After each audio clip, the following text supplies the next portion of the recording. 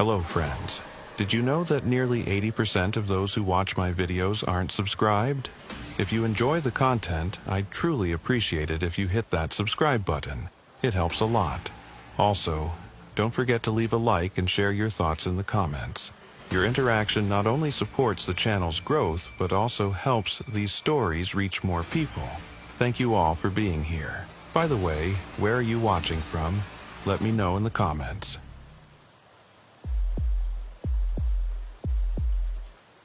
The first hour of the night shift is always the quietest. Fluorescent lights buzz overhead, their persistent electrical hum eventually blending into background noise. The air conditioning system cycles on and off at irregular intervals, and outside, the Nevada desert stretches endlessly. Dark, boundless, and utterly lifeless. I am Agent Rebecca Hartwell. I work at the Surveillance Coordination Center, 42 miles north of the FBI Las Vegas field office. Everyone at work just calls me Hartwell. First names aren't necessary because between 11 p.m. and 7 a.m., only 2 people are on duty at this facility. Me and technical support operator David Kane. Kane stays in the server room downstairs. I work upstairs, in front of 12 monitors. My job is quite simple. Monitor the data stream from 24 thermal cameras and 36 motion sensors deployed in the northwestern part of Nevada. This area is officially designated as Restricted Area 7N. It does not appear on civilian maps. I don't know why it's kept so secret. When I was assigned here 6 months ago, they didn't tell me why, and I didn't ask. The building itself is unremarkable. Single-story concrete structure, reinforced walls, no windows except for a small one in the break room that looks out onto nothing but sand and scrub brush. During the day, you can see heat waves rising from the desert floor. At night, there's just darkness pressing against the glass like something solid. I arrived at 10:47 p.m., 13 minutes early as always. Day shift operator, Agent Marcus Webb, was already gathering his things when I walked in. Webb's been doing this job for 3 years, longer than anyone else. He's efficient, doesn't talk much, which suits me fine. Quiet night, Webb said, not looking up from the log sheet he was finishing. His voice had that flat quality people develop when they've said the same words too many times. Any activity? I asked, setting my thermos down on the desk. Black coffee, no sugar. I'd need it. Nothing. Standard readings across all sectors. He signed the bottom of the log sheet and pushed it toward me.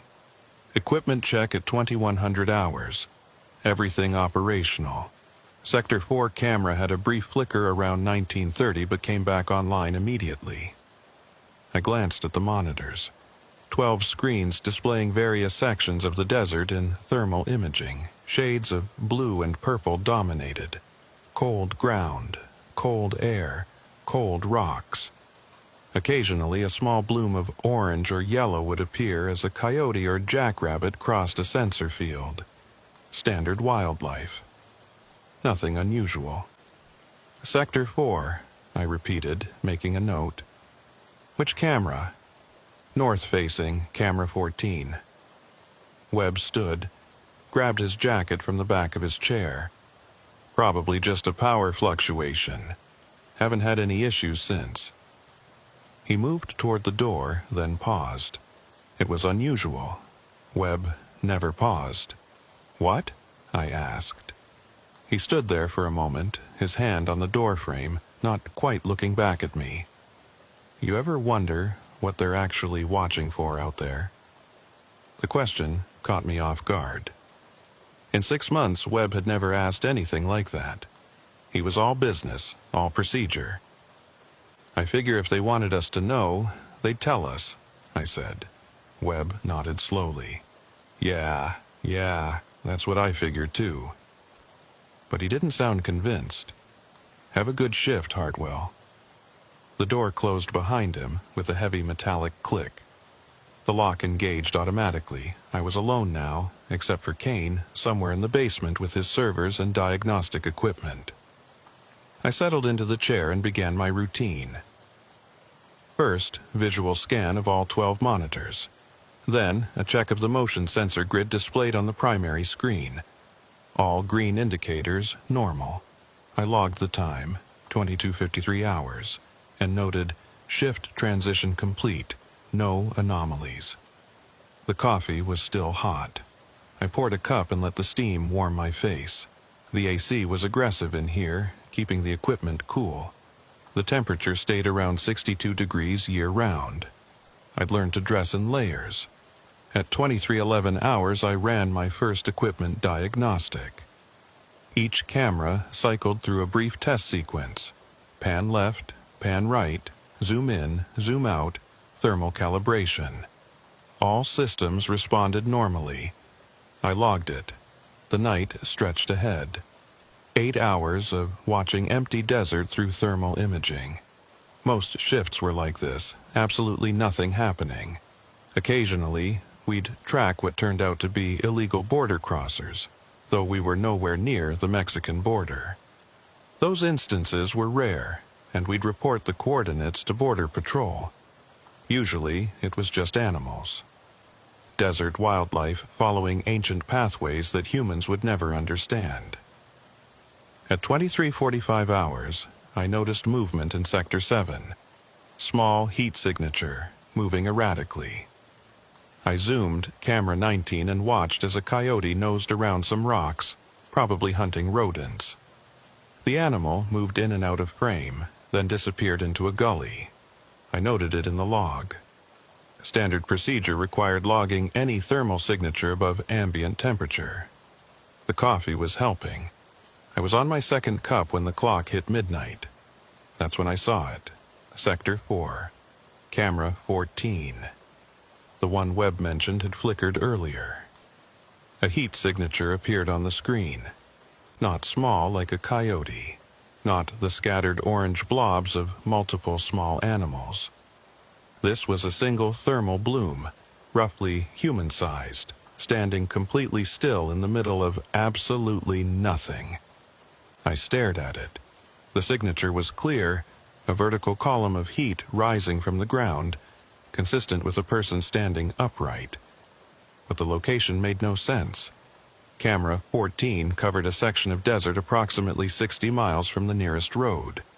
There were no hiking trails, no abandoned structures, no reason for anyone to be there. Especially not at midnight. I checked the coordinates. The signature was positioned at 38.7842 NN 117.33 W. I pulled up the topographical overlay. Flat desert basin, no vegetation above 6 inches, no geological features except scattered rocks. Nothing that would generate a heat signature like this. I zoomed in. The thermal image sharpened. The heat signature remained constant, human-shaped, human-sized, not moving. The temperature differential was significant. Whatever this was, it was approximately 98 degrees, contrasting sharply with the 50-degree desert night. I reached for the phone to call Kane, then hesitated. Could be a malfunction. Camera 14 had flickered earlier. Maybe it was a ghost image, some kind of thermal echo in the sensor. I'd look foolish calling down to the server room for a glitch. Instead, I switched camera 14 to maximum zoom. The heat signature filled the screen now. Definitely human-shaped. 2 legs, a torso, what appeared to be arms at the sides. The head area showed slightly cooler than the core body temperature, which was consistent with actual human thermal patterns. But it wasn't moving, not even slightly. No shift in weight, no movement of arms, no turning of the head. Just standing there in the middle of nowhere, 60 miles from anything. I checked the timestamp. The signature had appeared at 0001 hours. 3 minutes ago. I pulled up the motion sensor grid for Sector 4. The nearest sensor was approximately 200 yards from the thermal signature's location. It showed no activation. Nothing had crossed its detection field. That didn't make sense. To reach that position, whatever this was would have had to cross multiple sensor fields, unless it had been there all along, somehow invisible to thermal imaging until now. But that was impossible. Our cameras ran continuous sweeps. If something warm-blooded had been standing there, we would have seen it during the last equipment check at 2311 hours. I rewound the footage from camera 14, played it back from 2300 hours. Empty desert. Purple and blue thermal imaging showing cold ground and colder air. A few small signatures that could have been rodents or snakes moving along the edges of frame. Normal. Then, at exactly 001 hours, the human-shaped signature simply appeared. Not walking into frame. Not gradually warming up. Just there, instantly, as if someone had flipped a switch. The coffee in my cup had gone cold. I hadn't noticed. I reached for the phone again, then stopped. Think this through, Hartwell. What exactly are you going to report? That a thermal camera is showing a heat signature in the middle of the desert? That's literally what these cameras are designed to detect.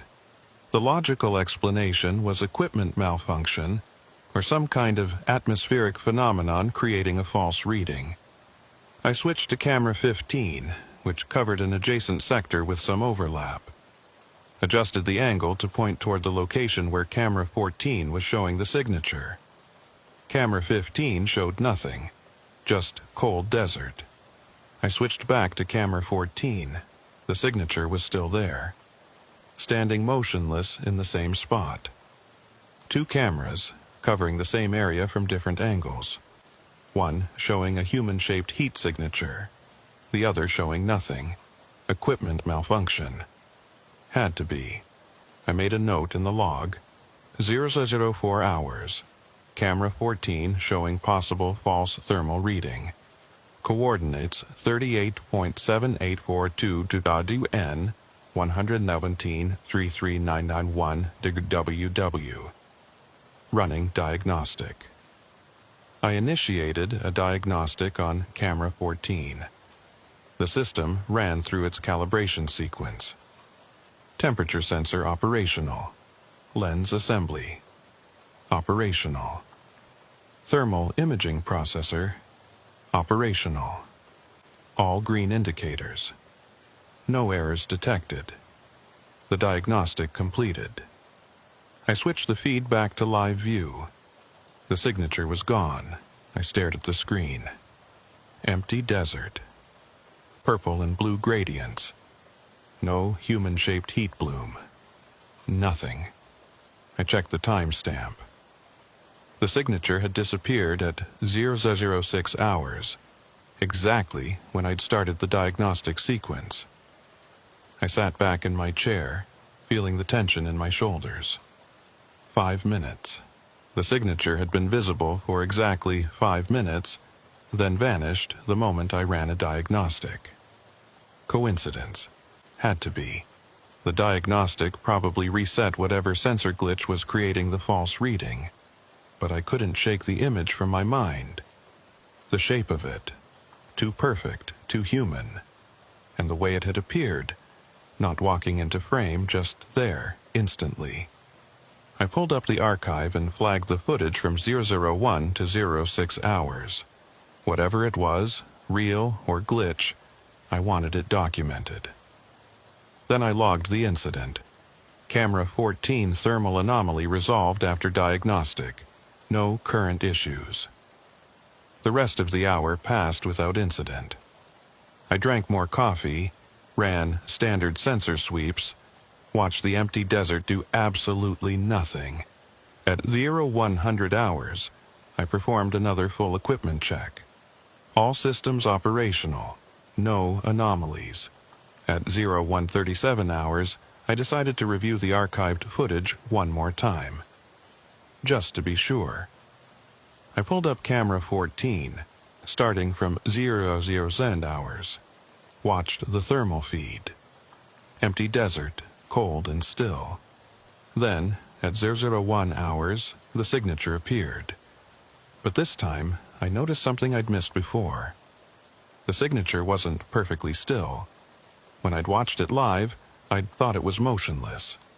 But now, studying the playback frame by frame, I could see a subtle shift. Not movement, exactly, more like a pulse. The thermal signature was very slightly expanding and contracting, rhythmically approximately 15 times per minute. Like breathing. I zoomed in further, analyzing the pattern. The expansion was minimal, barely detectable, but it was there. Consistent with the respiratory rate of a resting human adult. If this was a sensor malfunction, it was remarkably sophisticated. I sat back and forced myself to think rationally. There were explanations. Atmospheric distortion, temperature inversions, reflections from distant heat sources somehow bouncing through the desert air and creating false readings.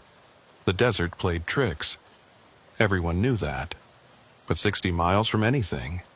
And why would it appear and disappear so precisely? Why would a temperature inversion create something that looked like it was breathing? I checked the environmental data. Outside temperature, 48 degrees. Humidity, 12%. Wind, 3 miles per hour from the northwest. No unusual atmospheric conditions. Nothing that would explain a thermal mirage. I made another note in the log. Further review of camera 14 anomaly shows rhythmic variation consistent with respiration. Likely atmospheric phenomenon. Continuing to monitor. The words looked official enough on paper. Professional. But they didn't explain anything. I checked the other cameras, all showing normal readings. Sector 7 had another coyote. Sector 2 showed what might have been a kit fox. Regular desert night activity. Everything normal, except for those 5 minutes in Sector 4. At 200 hours, I called down to Kane in the server room. The phone rang 4 times before he picked up. Kane, it's Hartwell. You monitoring equipment performance from down there? Continuous. Why? His voice was sharp, alert. Kane took his job seriously. Had a thermal anomaly on camera 14 about 2 hours ago. Ran a diagnostic, it cleared. Just wanted to check if you saw anything on your end. I heard typing in the background. Kane pulling up his logs. Camera 14, he said. Yeah, I see it. Brief spike in thermal processor activity at 001 hours. Normalized at 006.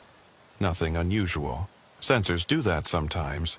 Heat builds up in the housing, creates a phantom reading until it dissipates.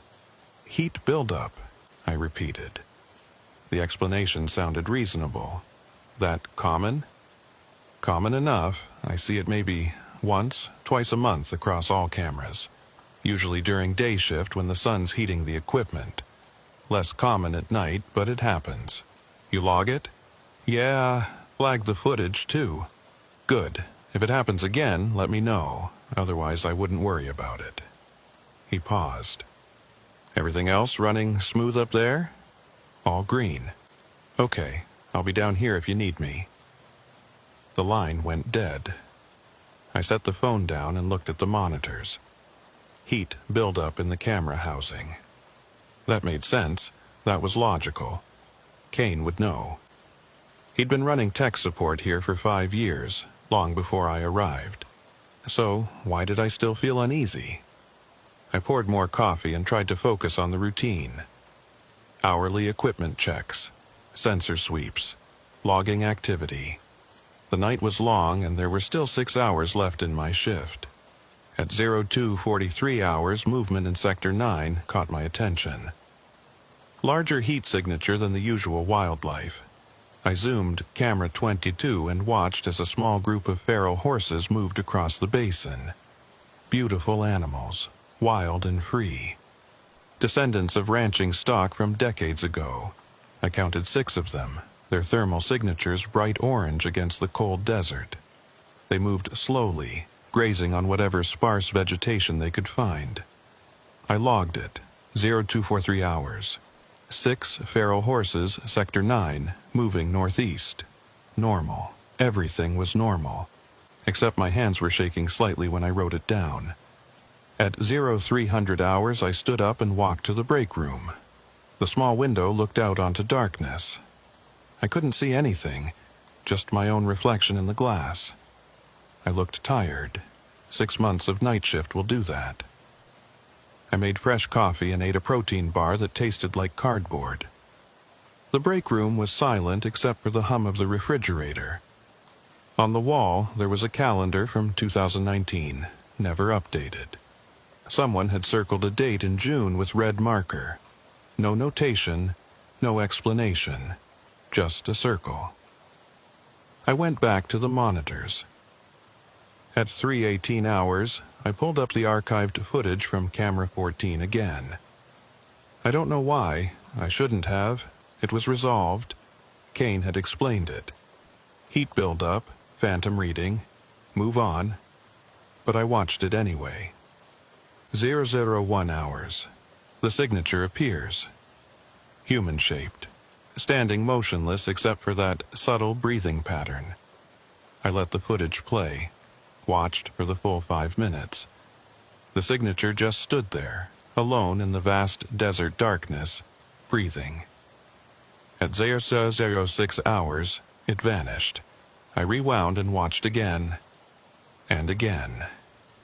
I must have watched that 5-minute sequence a dozen times, studying every frame, looking for what? I didn't know. On the 7th replay, I noticed something else. At 004 hours, 2 minutes before the signature disappeared, there was a subtle change. The heat pattern shifted slightly, not the breathing pattern that remained constant. This was different. The thermal image showed a brief intensification in the head region, as if whatever this was had turned to look directly at the camera. I zoomed in on those specific frames. The resolution wasn't high enough to show details, but the thermal shift was clear. The signature had turned, faced the camera, then, 2 minutes later, disappeared. My mouth was dry. I drank coffee, but it didn't help. Think rationally. Heat buildup in camera housing, phantom reading. The apparent turning was just a fluctuation in the sensor error, nothing more. But it looked deliberate. It looked like something becoming aware it was being watched. I checked the time. 3:39 hours. Still over 3 hours left in my shift. I forced myself to look away from camera 14's archive and focus on the live feeds. All quiet, all normal. The desert slept. At 0400 hours, I ran another full equipment diagnostic. Every camera, every sensor, every system, all operational, all normal. At 0427 hours, I was logging routine activity when I heard it. A sound from somewhere in the building, below me. A metallic scraping like something being dragged across concrete. I froze, listening. The sound came again, definitely from downstairs, near the server room where Kane was working. I picked up the phone and called his extension. It rang, and rang, and rang, no answer. The scraping sound continued, rhythmic, deliberate. I called again. Still, no answer. Standard protocol was to never leave the monitoring station unmanned during shift. But Kane wasn't answering his phone, and that sound... I stood up, walked to the door, unlocked it. The hallway was empty. Fluorescent lights buzzed overhead. The scraping sound had stopped. "Kane?" I called out. My voice echoed off concrete walls. No response. I walked toward the stairs that led down to the server room. Each step seemed too loud in the silence. At the top of the stairs, I stopped and listened. Nothing. Just the ambient hum of building systems. "Kane, you down there?" Still nothing. I descended the stairs slowly. The server room door was at the end of a short hallway, partially open. Light spilled out into the corridor. I approached carefully. Looked through the gap. Kane was sitting at his workstation, headphones on, focused on 3 monitors displaying system diagnostics. He was typing something, completely absorbed in his work. I knocked on the door frame. He jumped slightly and turned around, pulling off his headphones. "Jesus, Hartwell, you scared me. You didn't answer your phone." He glanced at the desk phone. "Had the headphones on, didn't hear it. Everything okay?" I heard something, scraping sound. Thought it came from down here. Kane looked confused. "Scraping? I didn't hear anything. Probably the HVAC system. These old desert facilities, they make all kinds of noises. Expanding metal, contracting pipes, you know." I nodded. That made sense. Old building, temperature fluctuations, metal expanding and contracting. Logical. "Sorry to bother you," I said. "No problem. Better to check than ignore it." He smiled. "This place gets weird at night, doesn't it? All alone out here in the middle of nowhere." "Yeah," I said, "it does." I went back upstairs to the monitoring station. Everything was as I'd left it. 12 monitors showing thermal imaging of empty desert. All quiet. I sat down and checked the time. 0441 hours.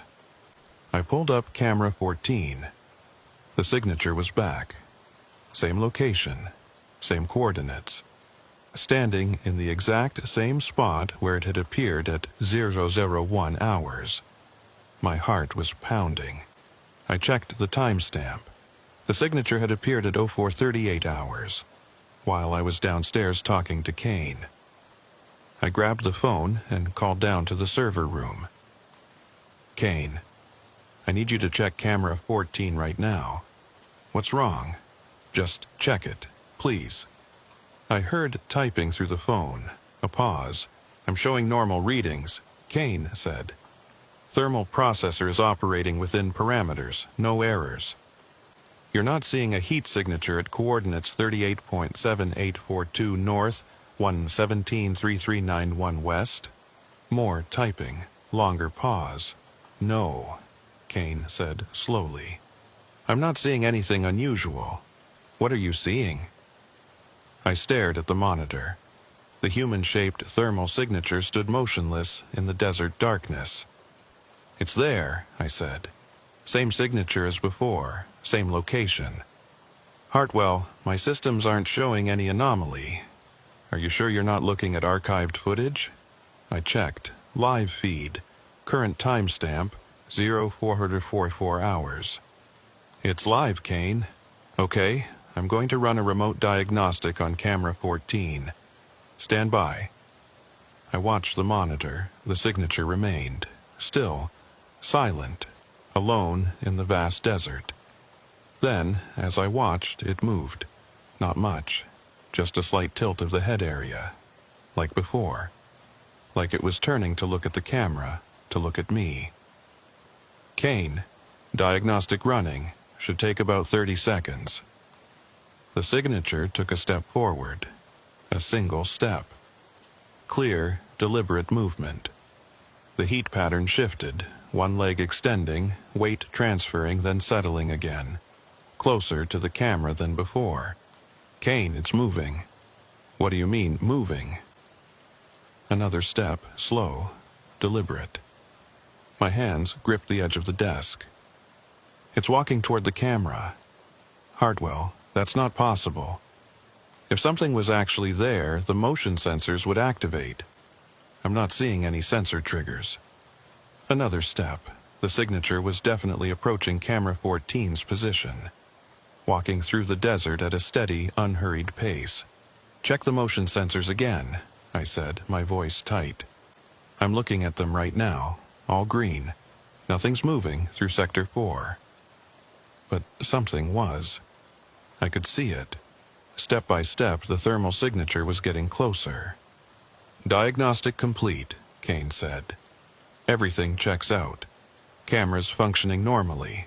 Hartwell, are you feeling okay? You've been on night shift for 6 months straight. Sometimes the isolation, I know what I'm seeing." Another step. The signature was approximately 50 yards from the camera now. I could see more detail in the thermal image. The breathing pattern was still there, that rhythmic expansion and contraction. 15 breaths per minute. Human, normal. "I'm coming up," Kane said. The signature stopped walking. It stood there, motionless again, 50 yards from camera 14. The head area tilted slightly, as if listening. Then it turned away from the camera and looked toward the west, toward the facility where I sat, toward me. I heard Kane's footsteps on the stairs. He came into the monitoring room, walked over to my station and looked at the screens. "Which one?" he asked. I pointed at camera 14's monitor. Kane stared at it for a long moment.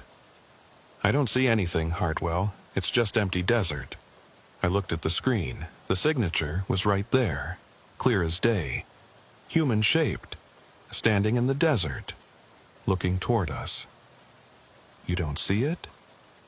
My voice sounded strange even to me. "No, there's nothing there." Kane's voice was gentle now, concerned. "Hartwell, when's the last time you had a full night's sleep?" I couldn't answer. Couldn't look away from the monitor. The signature raised one arm, slowly, deliberately, and pointed directly at the camera, directly at me. "Kane, please tell me you see that." He put a hand on my shoulder. "I see empty desert, that's all. Maybe you should take a break. Go outside, get some air. I'll watch the monitors." "No," I shook my head. "No, I can't leave the station." "Hartwell, protocol says monitoring station must be manned at all times during shift." My words came out fast, mechanical. "I can't leave." Kane sighed. Okay, I'll stay up here with you for a while. We'll watch together." He pulled up a chair and sat next to me. We both stared at camera 14's monitor. The signature's arm was still raised, still pointing. "How long has this shift been?" Kane asked quietly. 6 months. That's a long time out here alone. The desert does things to people, the isolation, the darkness, the absolute emptiness of it all. Human brains aren't wired for this kind of solitude. "I'm fine. Are you?" I didn't answer.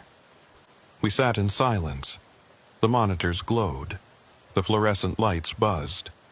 Outside, the Nevada desert stretched into infinite darkness. The signature slowly lowered its arm. Then it turned and walked away from the camera. Not hurrying, just walking. Step by step. Moving back toward the coordinates where it had first appeared. I watched it go. Watched until it reached that original position and stopped. And stood there, breathing. At 05:12 hours, Kane went back downstairs to the server room. Before he left, he suggested again that I should consider requesting a transfer. Maybe day shift. Maybe a different facility entirely. Somewhere with windows and other people around. I told him I'd think about it. But I wouldn't. Because I knew what would happen if I left. Someone else would sit in this chair. Someone else would watch these monitors. And when the signature appeared again, because I knew it would, they would see it too. Or they wouldn't. And I didn't know which possibility frightened me more. The rest of the shift passed in a blur. I logged routine activities, ran equipment checks, watched the thermal feeds. Everything normal. Except for camera 14. The signature remained in that spot for the rest of the night. Never moving. Just standing there in the absolute middle of nowhere, breathing slowly, alone in the dark. At 0647 hours, I started preparing the shift transition log for Agent Marcus Webb, who would arrive in 13 minutes to begin day shift. At 06:58 hours, the signature disappeared. One moment it was there. The next moment, gone. No walking away. No gradual fading. Just there, then not there. I noted it in the log. 0658 hours. Thermal anomaly resolved. Camera 14 functioning normally. Webb arrived at 0700 hours exactly. He set down his thermos and looked at the monitors. "How was it?" he asked. "Quiet," I said. He nodded and started reading through my log notes. When he reached the entry about camera 14, he paused. "Thermal anomaly," he read aloud. "Same camera that flickered yesterday." "Yeah. Did you see what I saw?" he asked quietly, not looking up from the log. My heart stopped. "What did you see?" Webb was silent for a moment. Then he said, "Heat buildup in the camera housing creates phantom readings sometimes. Kane explained it to me months ago." "Right, heat buildup." He signed the log and handed it to me. Our hands didn't quite meet. "Have a good day, Hartwell." I gathered my things and walked to the door. Paused, looked back at the monitors. All 12 screens showing empty desert and thermal imaging. Blues and purples, cold and still. "Webb? Yeah? You ever wonder what they're actually watching for out here?" He didn't answer for a long time. When he finally spoke, his voice was barely above a whisper. "Every single day." I left the facility and walked to my car in the pale, gray light of dawn. The desert stretched endlessly in all directions. Nothing but sand and scrub brush and rocks, empty, lifeless. Somewhere out there, 60 miles from anything, was a patch of ground with coordinates 38.78422 degrees N, 117,33991 to Coast WW. I drove away and didn't look back. That was 6 years ago. I lasted 3 more months at the Surveillance Coordination Center before requesting a transfer. They granted it without question. I think they were expecting it. Night shift in the desert has a high turnover rate. They stationed me at the FBI field office in Reno. Records division. Day shift. Fluorescent lights and filing cabinets instead of thermal cameras and endless darkness. It should have been better, it wasn't. The transfer didn't erase what I'd seen. What I continued to see every time I closed my eyes. That human-shaped heat signature standing alone in the vast desert night. Breathing. Watching. Pointing at me. I threw myself into the work at Reno. Cataloging evidence. Organizing case files. Maintaining chains of custody. Paperwork. Endless, mind-numbing paperwork. It was exactly what I needed. Something concrete. Something real. Something that made sense. For 2 years, it worked. I convinced myself that Kane had been right. Isolation. Darkness. The human brain creating patterns where none existed. I'd been tired, stressed. The desert had played tricks on my mind. That's what I told myself. Then, on a Tuesday in October, I was assigned to reorganize the auxiliary archive in Sublevel 2. The auxiliary archive was where old case files went to die.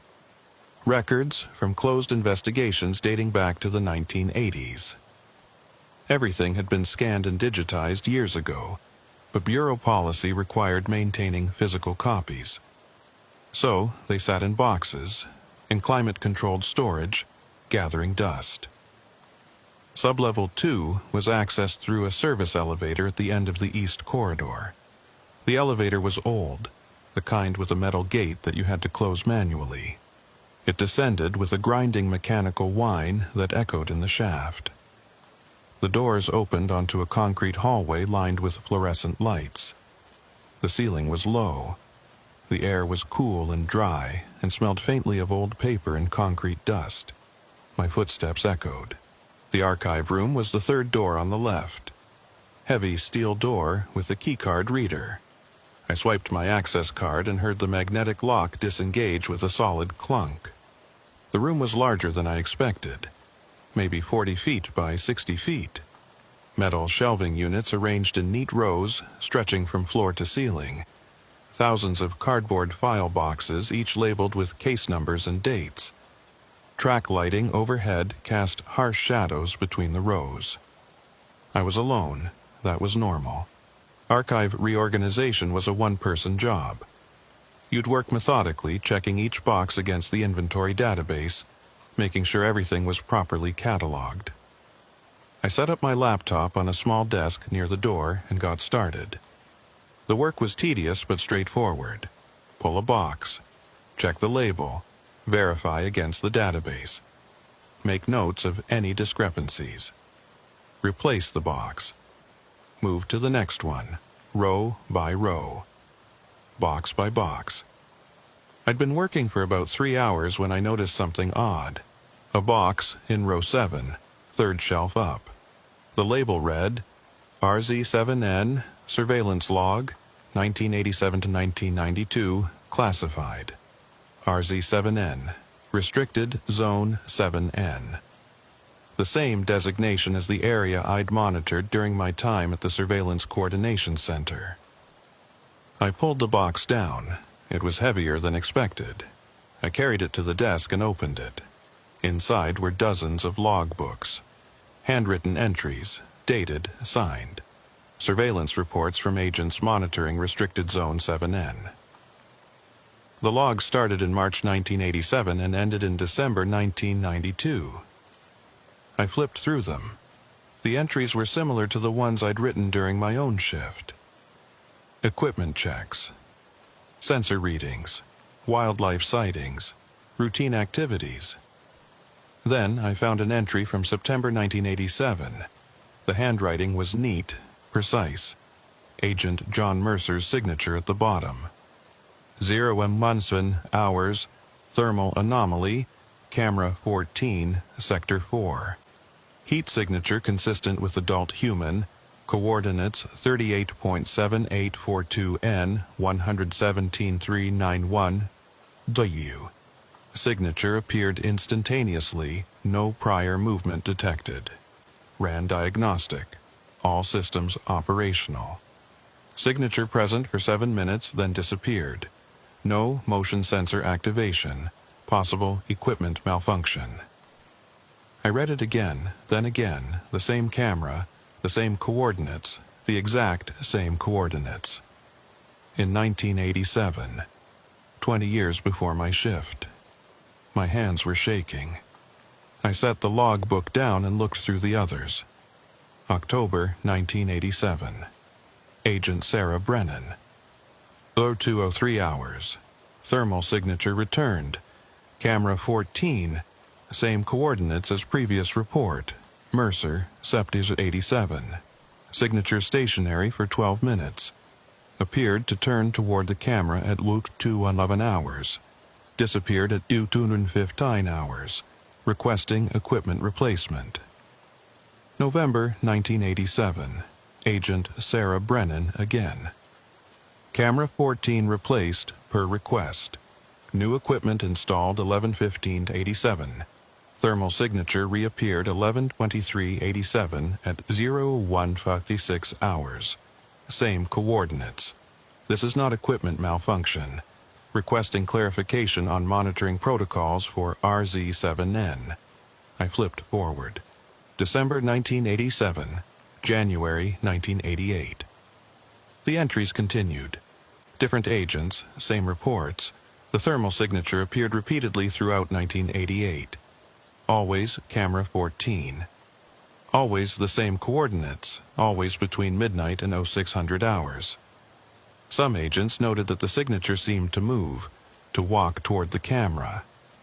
One agent, someone named Miller, wrote that it had raised its arm and pointed, just like I'd seen. In April 1989, Agent Miller's entries became more erratic. His handwriting changed. The notes were shorter, more cryptic. 0238 hours, it's watching us. 0412 hours, why won't they tell us what it is? 0521 hours, I can't do this anymore. The logs from Agent Miller stopped abruptly in May 1989. The next entry was from a different agent, Patterson, who noted, Agent Miller transferred at his request, resuming standard monitoring protocols. I kept reading, through 1989 through 90. The thermal signature appeared with increasing frequency, multiple sightings per month. The reports were consistent. Always the same location, always the same behavior. And then, in August 91, something changed. Agent Patterson's entry, 0307 hours. Multiple thermal signatures, Sector 4. Camera 14 shows 7 distinct heat sources at varying distances from primary location, 38.7842 N, 117.3391 1W. Signatures arranged in circular formation approximately 200 yards diameter. All signatures stationary. No motion sensor activation. This is unprecedented. Requesting immediate supervisor review. The next entry was 3 days later. Different handwriting. Supervisor notation. Investigation into Camera 14 anomalies ongoing. All footage from AUG 1991 classified above Agent Patterson's clearance level. Standard monitoring to continue. Do not discuss thermal signatures with other personnel. After that, the entries became sparse. Just routine equipment checks. Wildlife sightings. No mention of thermal signatures. The logbooks ended in December 1992. The last entry was from Agent Patterson. Final shift. Facility monitoring protocols changed. Oversight transferred to different division. This logbook to be archived and sealed. I sat back in my chair. The fluorescent lights buzzed overhead. The archive room was silent. Someone had been seeing that signature for at least 5 years before they sealed the records. Multiple agents, multiple witnesses, all seeing the same thing. And then they'd buried it down here in sub-level 2. I looked at the box. There were more logbooks inside. I pulled them out, found files underneath. Printed reports, photographs. Black and white photographs of the desert at night, taken with night vision cameras. Most showed nothing unusual. Empty landscape, rocks and sand. But 3 photographs were different. They showed Camera 14's location, and in each photograph you could see them. Not thermal signatures. Actual figures standing in the desert. The resolution was poor. The figures were distant, barely visible in the grainy night vision image. But they were there, human-shaped, standing in a circle. 7 of them, I counted. 7 figures arranged exactly as Agent Patterson had described in his August 1991 entry. There was a typed report clipped to the photographs. The header read, Preliminary Findings, RZ7N Investigation, Classified. I read it. The report stated that in September 1991, a team had been dispatched to coordinates 38.7842 N, 117.391 W to investigate the recurring thermal signatures. They'd found nothing. No footprints. No disturbance of the desert surface. No evidence that anything had ever been there. But they'd installed additional sensors, seismic monitors, atmospheric analyzers, radiation detectors. The sensors recorded anomalies, temperature fluctuations that didn't correspond to any known weather phenomenon, electromagnetic variations that couldn't be explained. The report concluded, evidence suggests phenomenon is real, but of unknown origin. Recommend continued monitoring and classification above standard clearance levels. Further investigation suspended pending review. There was a handwritten note at the bottom of the last page. I had to squint to read it. Don't send anyone else out there. We lost Martinez. No signature, no date. Just that single sentence. We lost Martinez. I looked through the rest of the box. Found a personnel file.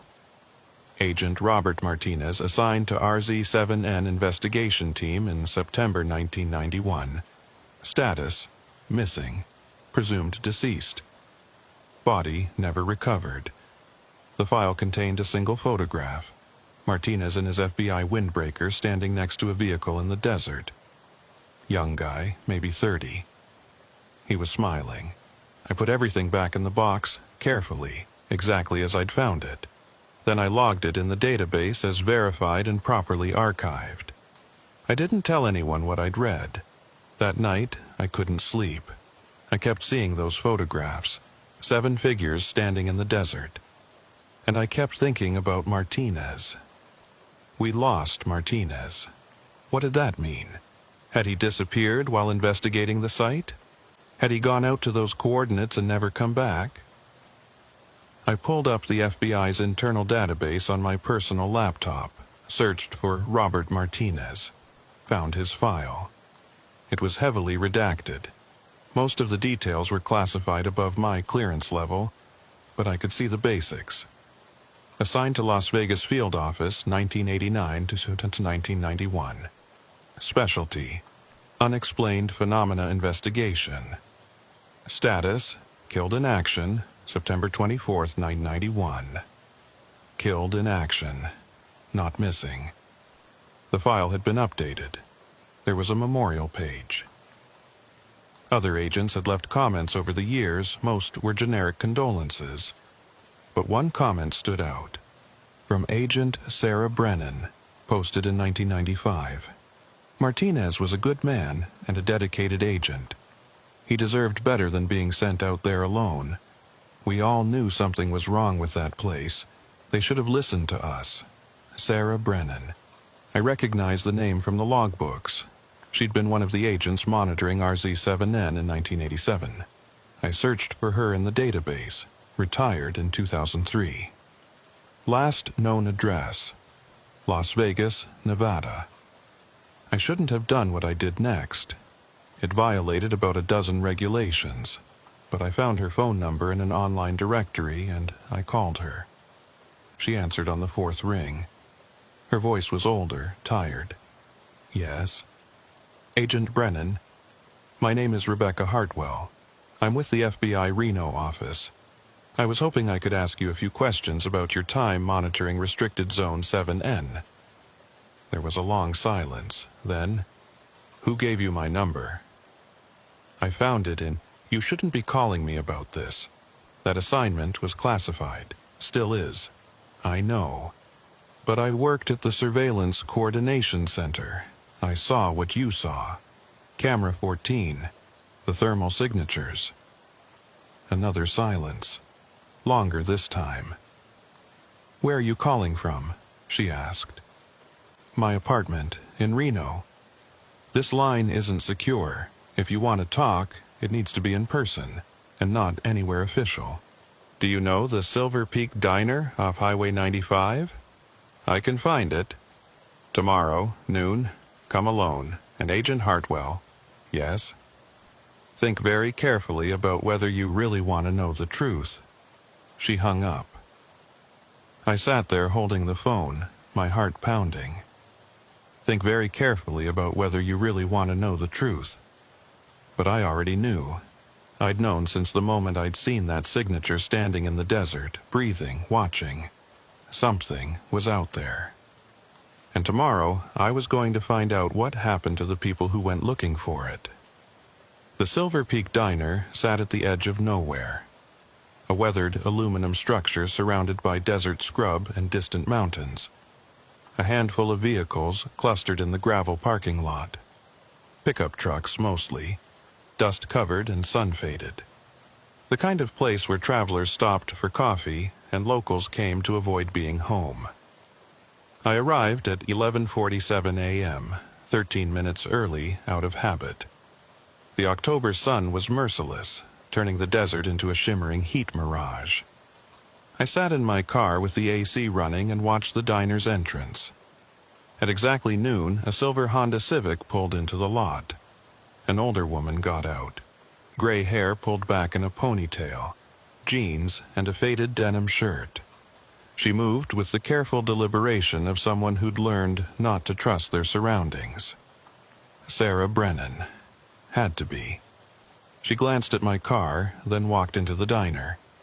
I waited 30 seconds, then followed. The interior was what you'd expect.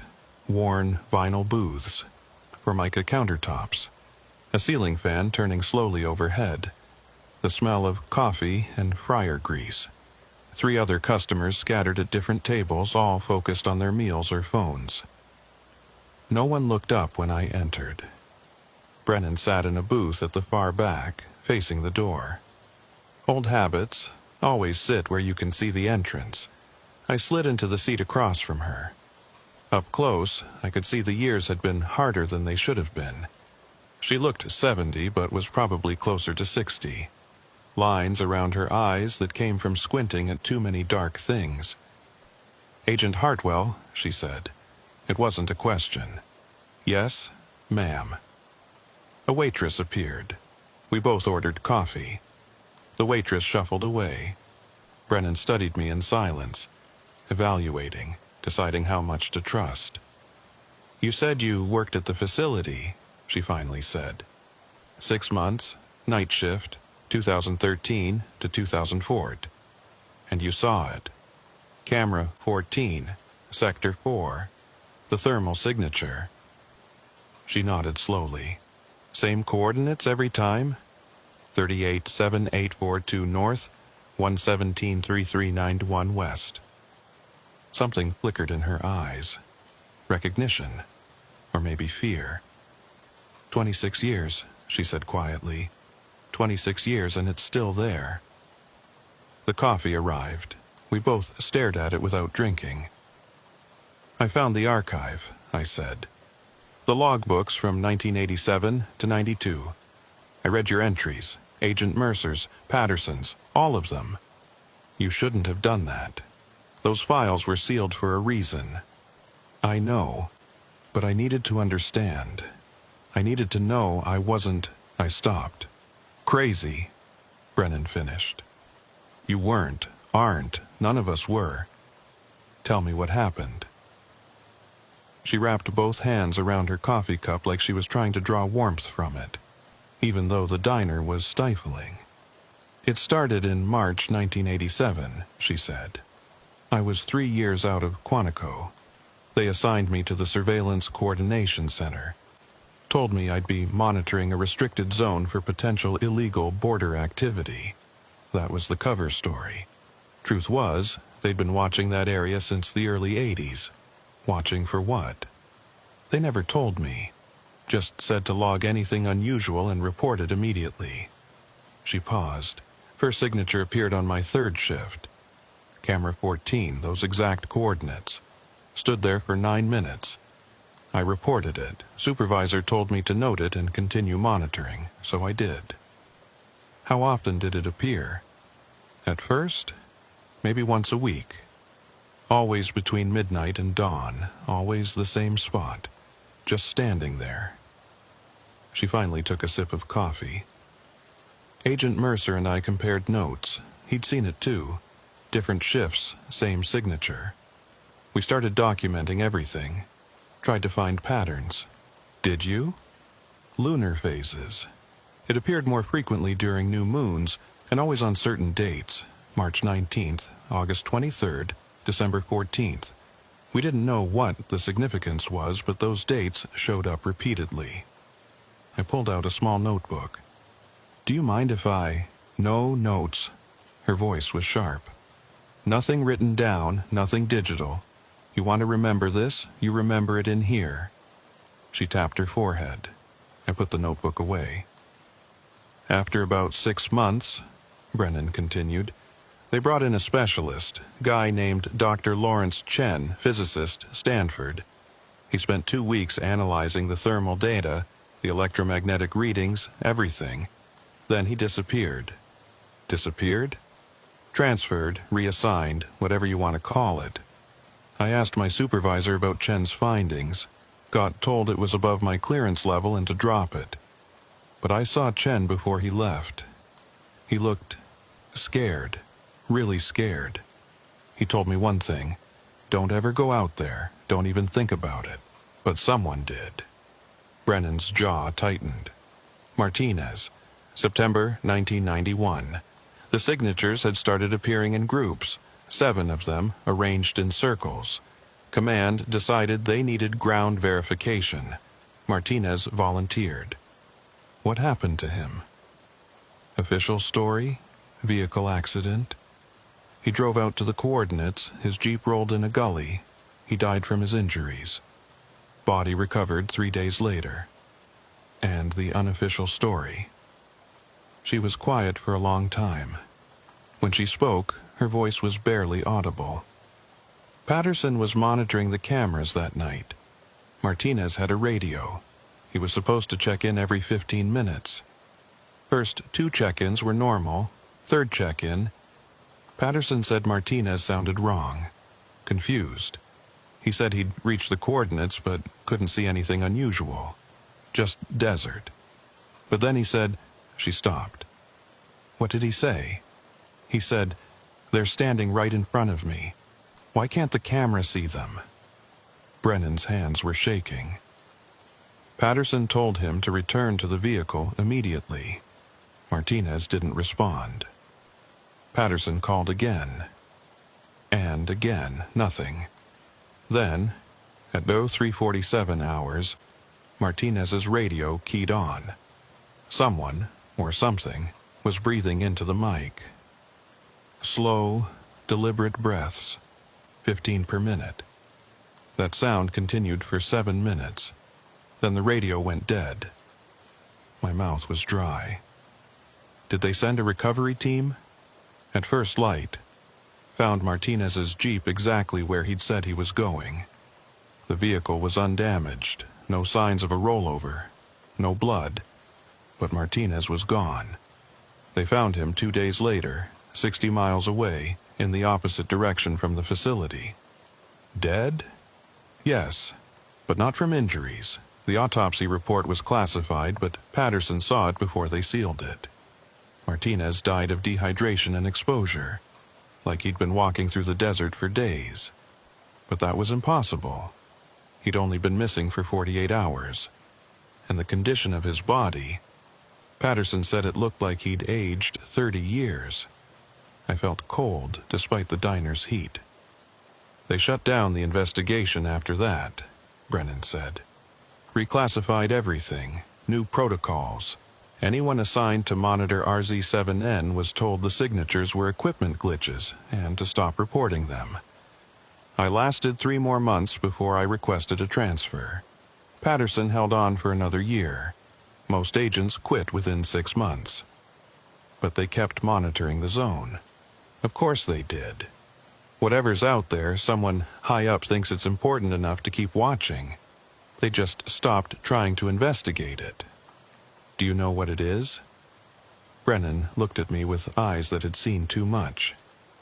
No, and I don't want to know, neither should you. She leaned forward.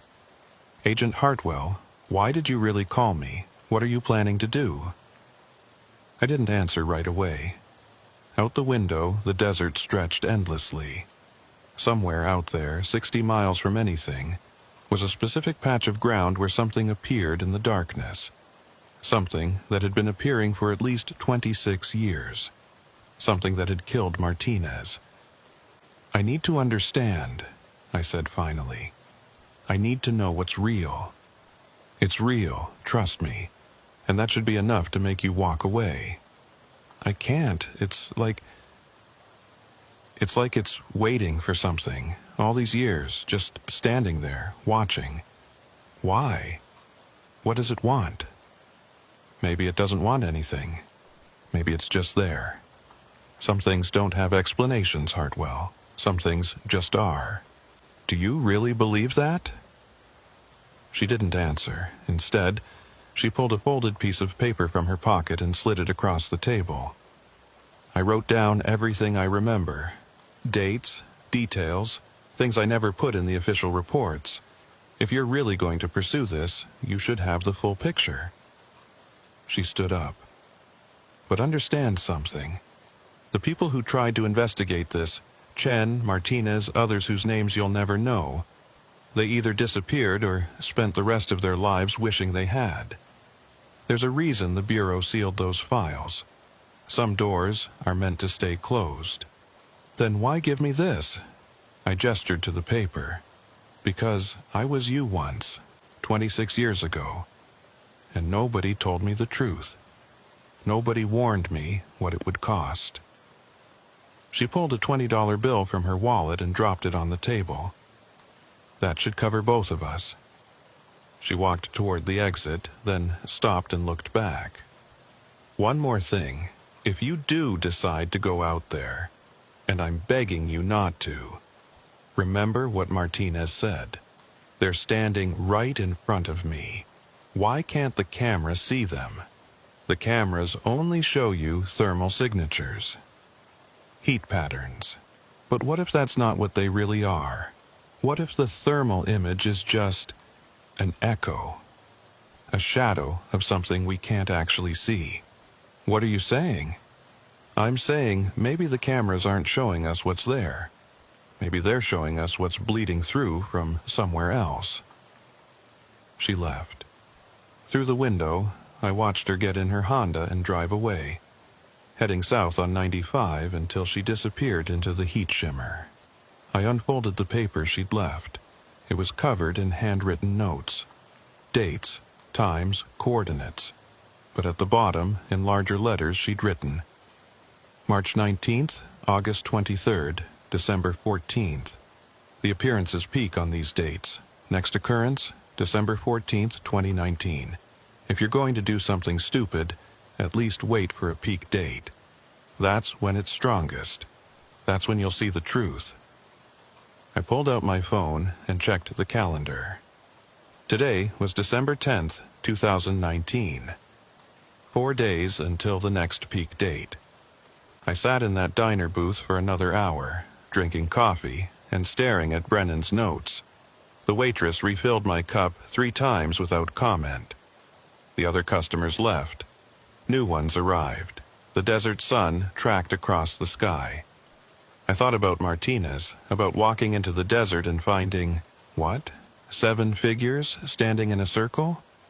Something that aged him 30 years and 48 hours? I thought about the archive, about all those agents who'd seen the signatures and been told to ignore them, about the files that had been sealed and buried in Sub-Level 2, about something that had been standing in the same spot for at least 26 years, watching, waiting, bleeding through from somewhere else. At 2:30 p.m., I paid my bill and walked out into the scorching desert afternoon. I got in my car and drove back to Reno. But I didn't go home. I went to the field office. Told them I needed to access the auxiliary archive again. Said I'd found some discrepancies in the inventory that needed to be corrected. They gave me clearance without question. I took the service elevator down to Sub-Level 2. The archive room was exactly as I'd left it. Row upon row of file boxes. The RZ7N box was still in row 7, 3rd shelf up. I pulled it down and went through everything again. The log books, the photographs, the investigation report. I found what I was looking for in a file I'd overlooked before. Equipment requisition records from 1991. The investigation team had brought portable thermal imaging cameras, night vision scopes, and recording equipment. After Martinez's death, all that equipment had been logged as disposed of in the official records. But there was a handwritten note in the margin. Equipment relocated to Storage Unit 7, Building C, Las Vegas Field Office. Restricted access. Clearance Level 6+ required. I had Level 5 clearance, but I knew someone with Level 7. Back in my car, I made a call. Kane, it's Hartwell. I need a favor. Hartwell? Jesus, I haven't heard from you in years. How have you been? I need access to a restricted storage unit.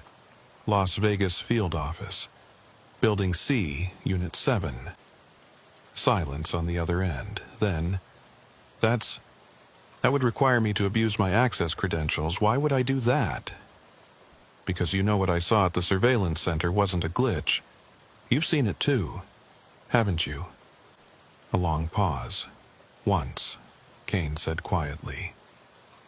2 years after you transferred, camera 14. Same coordinates. I reported it. They told me it was equipment malfunction and not to mention it again. But I remember the way you looked that night, Hartwell, and I've wondered ever since. I found the archive, the old surveillance logs. It's been appearing since at least 1987. They've been covering it up for decades. Shit, he exhaled. What's in Storage Unit 7? The equipment they used when they tried to investigate it in 991, before they sealed the files. And you want to? I want to finish what they started. Hartwell, this is insane. If you get caught, will you help me or not? Another long silence. I could hear him breathing, considering, weighing his career against whatever curiosity had been eating at him for the past 5 years. When? He finally asked. Tonight. You're really going to do this? 4 days from now is December 14th. That's when it appears most frequently, most clearly. If I'm going to understand what this is, that's my window. And what exactly are you planning to do? I'm going out there, to the coordinates. I'm going to see it for myself. Like Martinez did. Yes, Martinez died, Hartwell. I know.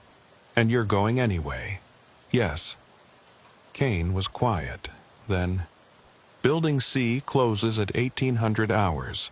Security makes rounds every 2 hours after that. If you're there at 2000 hours, I can remotely disable the alarm on Unit 7 for exactly 10 minutes. That's all I can give you. That's enough. Hartwell, don't get yourself killed. I've had enough nightmares about that place. He hung up. I sat in the parking lot of the Reno field office, watching the sun sink toward the western mountains.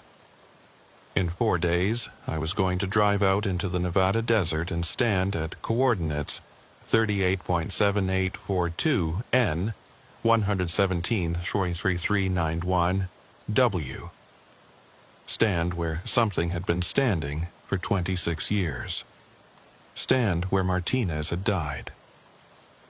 I pulled out Brennan's notes and read them again. All the dates, all the details, all the warnings. At the very bottom, in small letters, she'd written one more thing. If you see them, don't try to touch them.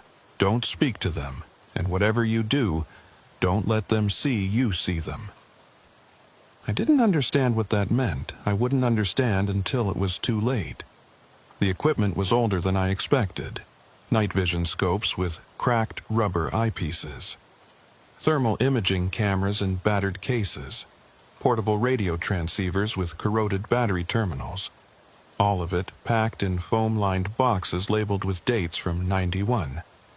I'd made it into Storage Unit 7 with 3 minutes to spare. Kane had been as good as his word. The alarm was disabled, the lock disengaged. I'd loaded everything I could carry into 2 duffel bags and was back in my car before security made their 2000 hours rounds. Now, 3 days later, the equipment was spread across my apartment floor. I'd spent 72 hours testing every piece, replacing batteries, cleaning contacts, making sure it all still worked. Most of it did.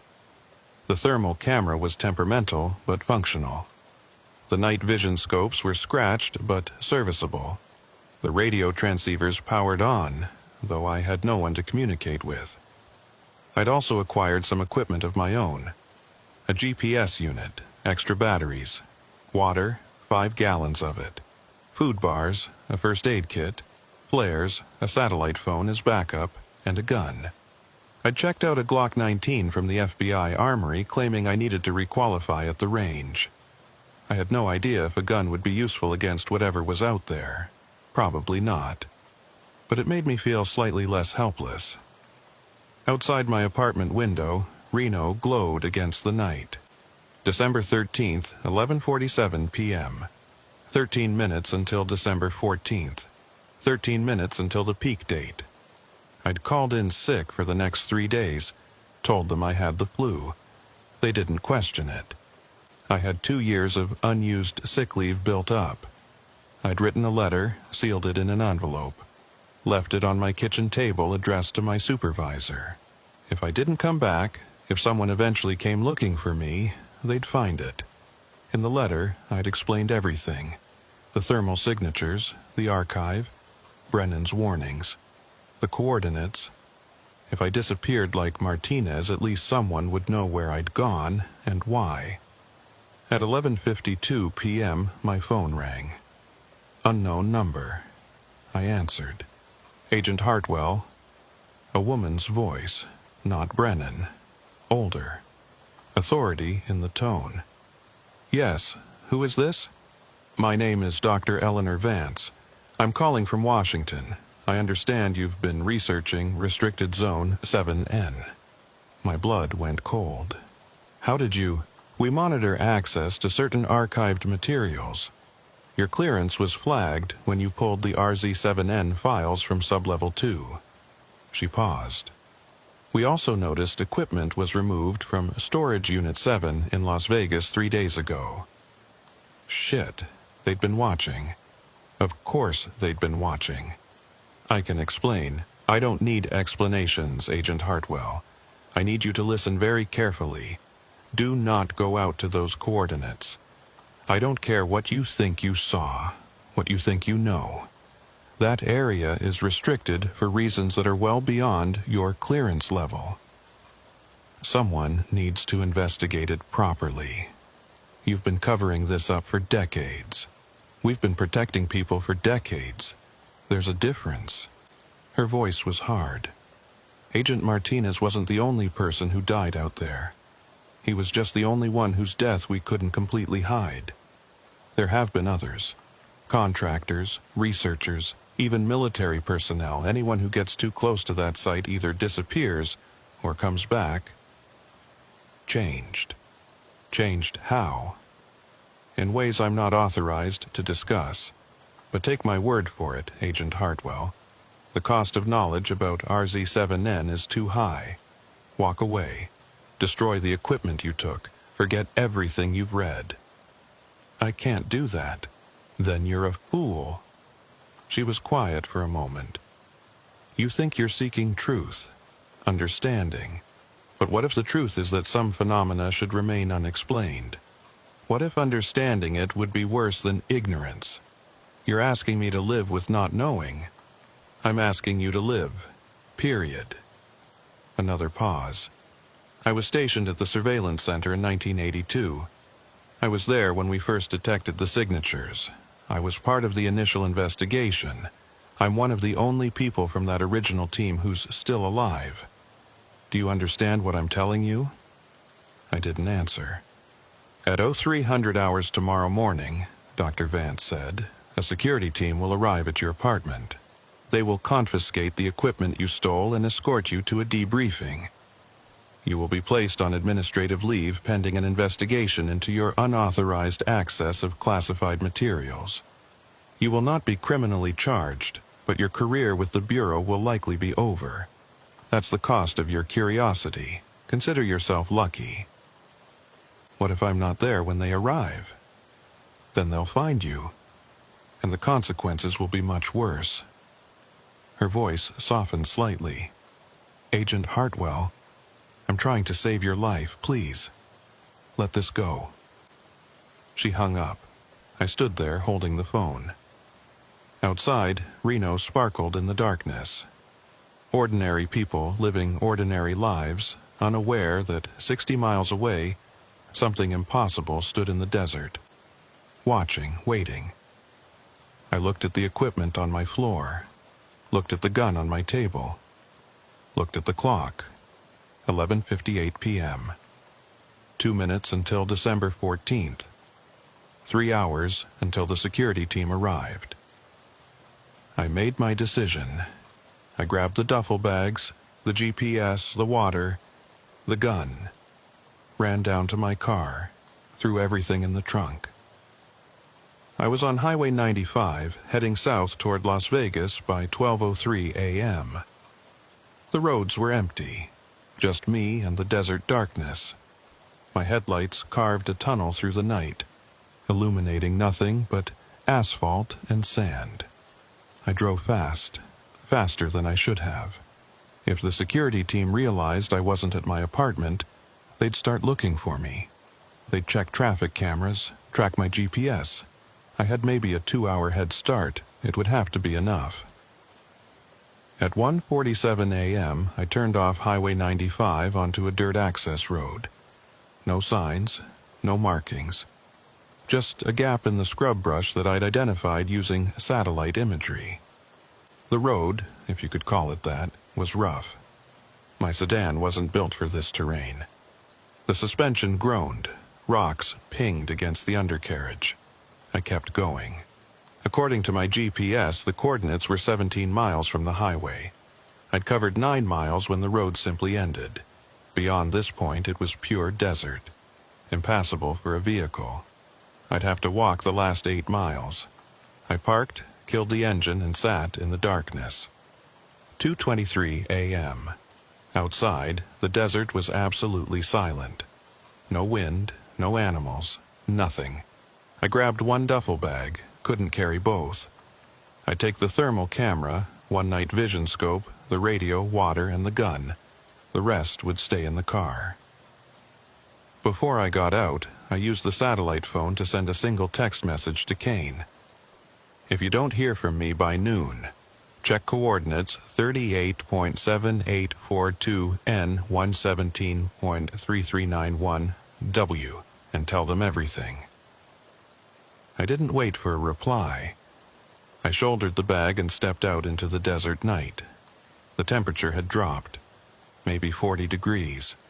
My breath misted in the air. Above me, stars filled the sky. Thousands of them. Impossibly bright out here away from any light pollution.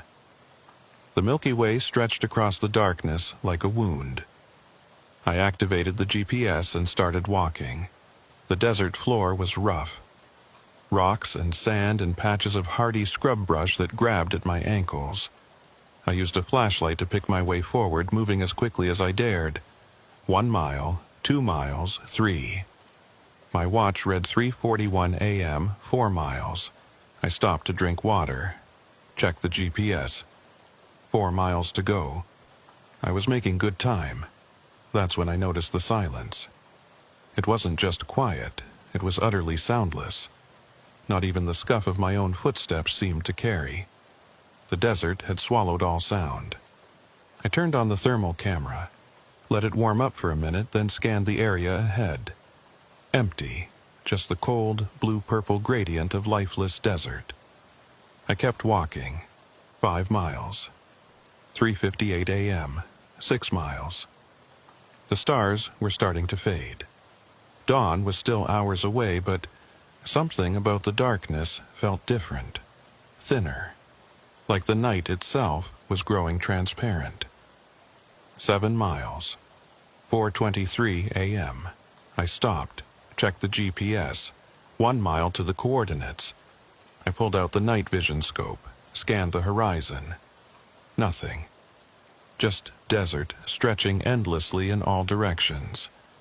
I checked the thermal camera again. And there it was. A heat signature. Human-shaped. Standing motionless approximately half a mile ahead. Exactly where it should be. My hands were shaking. I steadied the camera, zoomed in. The signature was clear. Perfect. A vertical column of heat rising from the desert floor. The breathing pattern was visible, that slow, rhythmic expansion and contraction. 15 breaths per minute. I was close enough now that I should be able to see it with the naked eye. But when I looked up from the camera, there was nothing there. Just empty darkness. Brennan's words echoed in my mind. What if the thermal image is just an echo, a shadow of something we can't actually see? I kept walking. Slower now. Every sense alert. Half a mile became a quarter mile. Quarter mile became 800 feet. I stopped at 600 feet. Close enough to see clearly with the thermal camera. Not so close that I couldn't run if I needed to. I set up position behind a cluster of rocks. Unpacked the equipment. Thermal camera on a small tripod. Night vision scope. radio. Gun within easy reach. I looked through the thermal camera. The signature stood perfectly still. Same posture it always had on the surveillance feeds. Upright. Human proportioned. Not moving except for that subtle breathing pattern. But now I was close enough to see details the surveillance center's cameras couldn't capture. The heat pattern wasn't uniform. There were variations. Cooler areas that could have been clothing. Warmer concentrations in the core and head regions. It looked exactly like a thermal image of a living person. I switched to the night vision scope. Nothing. Just empty desert. I looked with my naked eyes. Still nothing. But the thermal camera showed it standing right there, clear as day. My heart was hammering. I pulled out the radio, turned it on. Set it to the frequency Martinez had used in '91. I'd found it in the archive files. The radio crackled with static. I adjusted the squelch. And then I heard it. Breathing. Not from the radio. From the desert. From the direction of the coordinates. Slow. Measured. 15 breaths per minute. I grabbed the thermal camera. The signature was still there, still motionless. But as I watched, it moved. One step forward.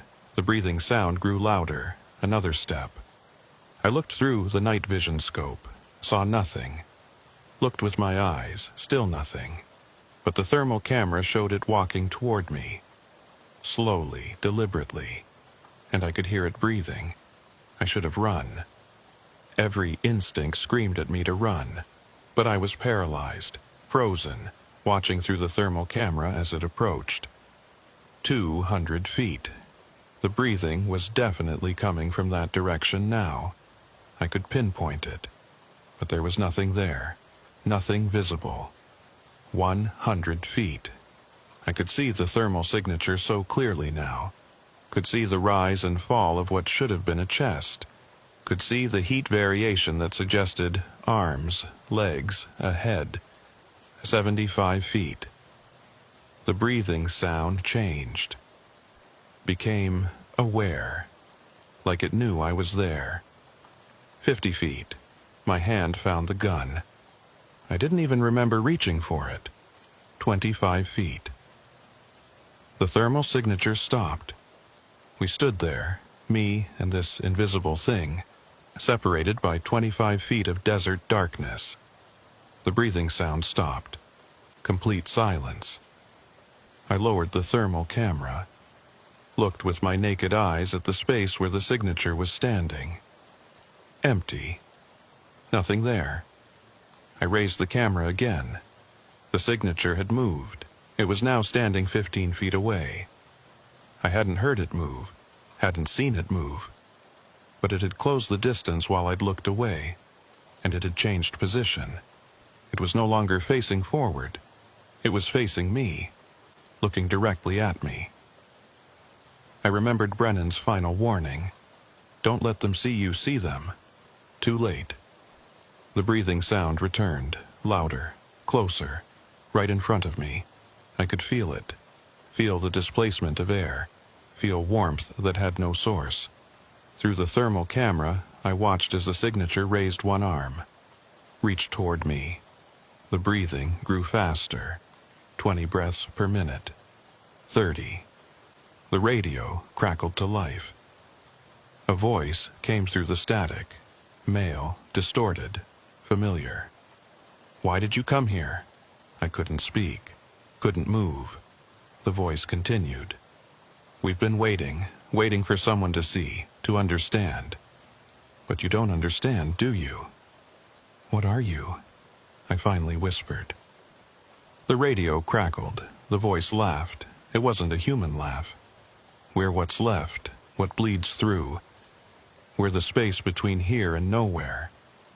Through the thermal camera, I could see the signature was now inches away. The raised arm extended toward my face. You wanted to know, the voice said. So now you'll know.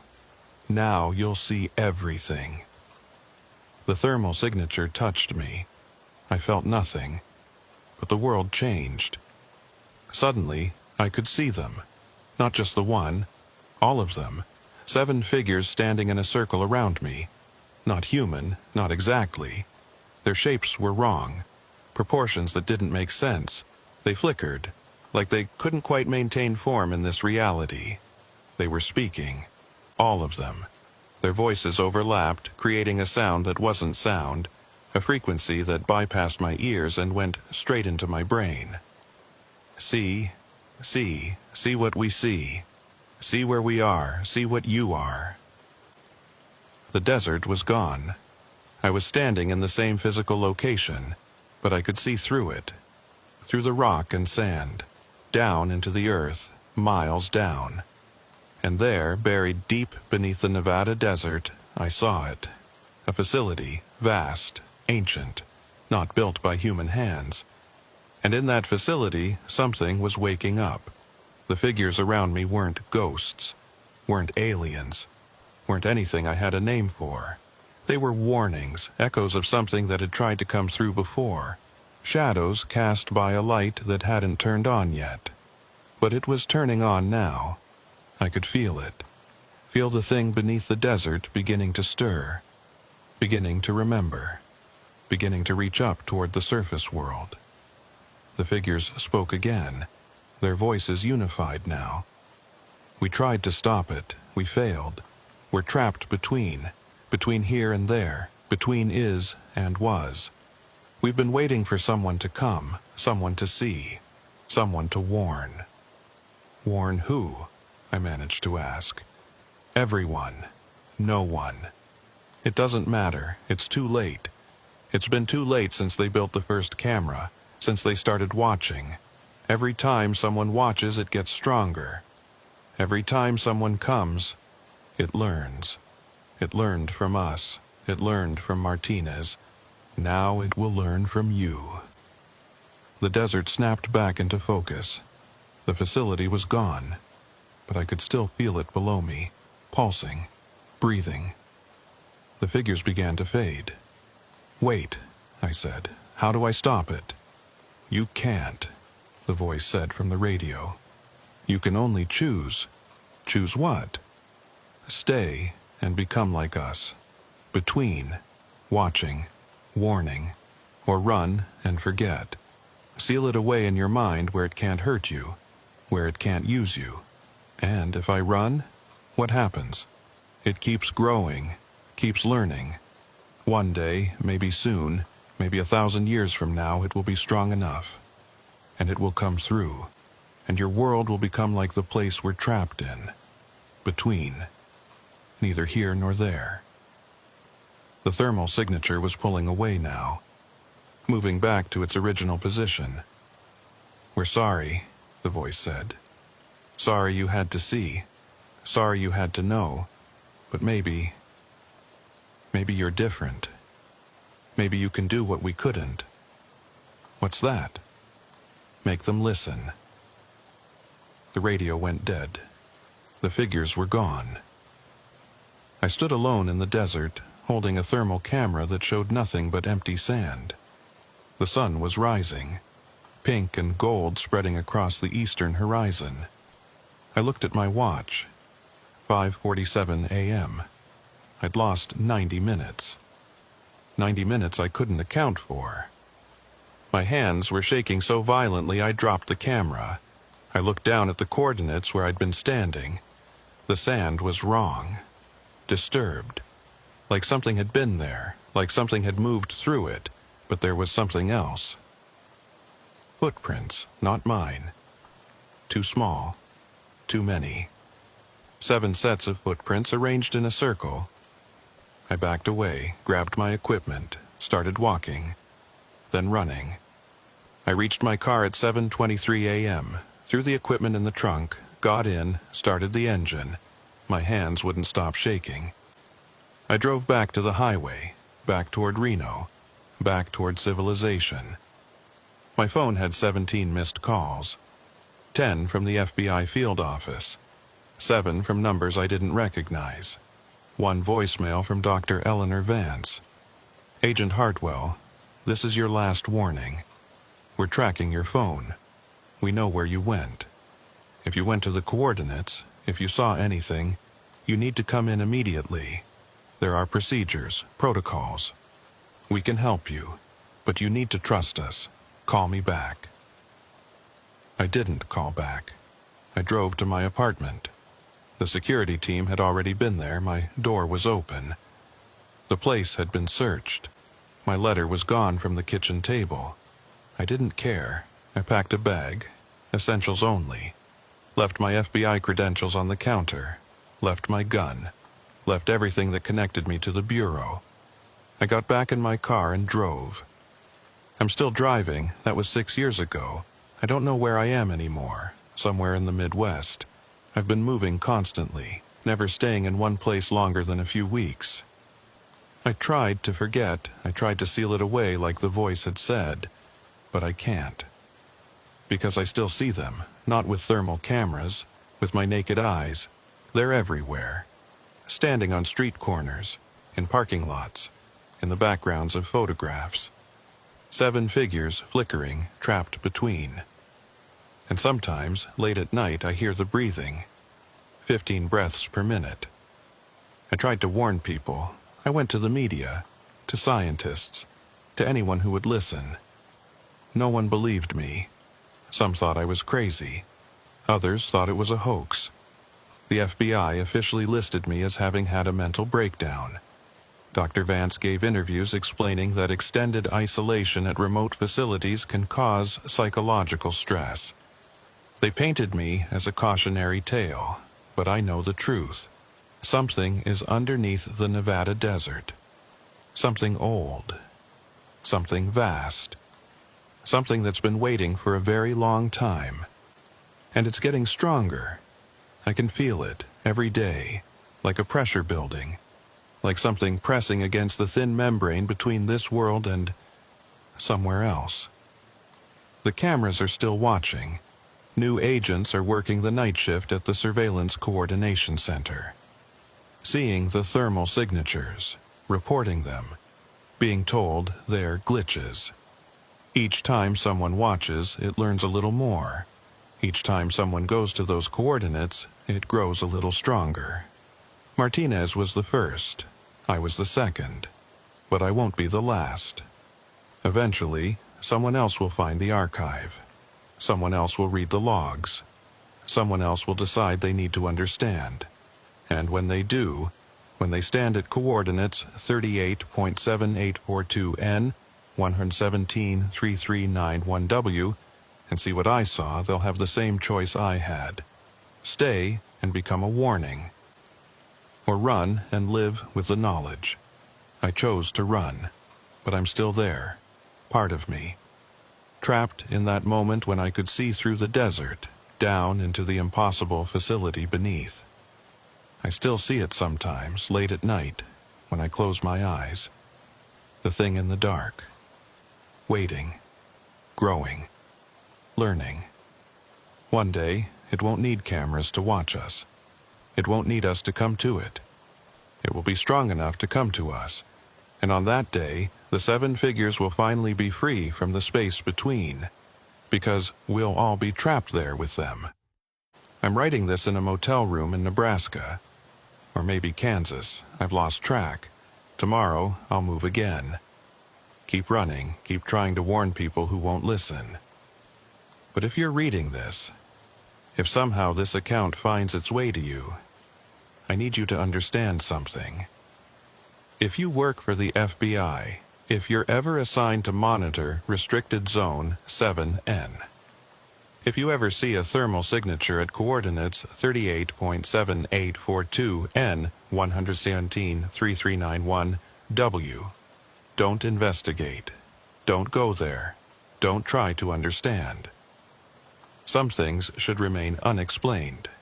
Some doors should stay closed. Some signals should never be answered. I answered. And now, I'll spend the rest of my life listening to the breathing. 15 breaths per minute. Always 15.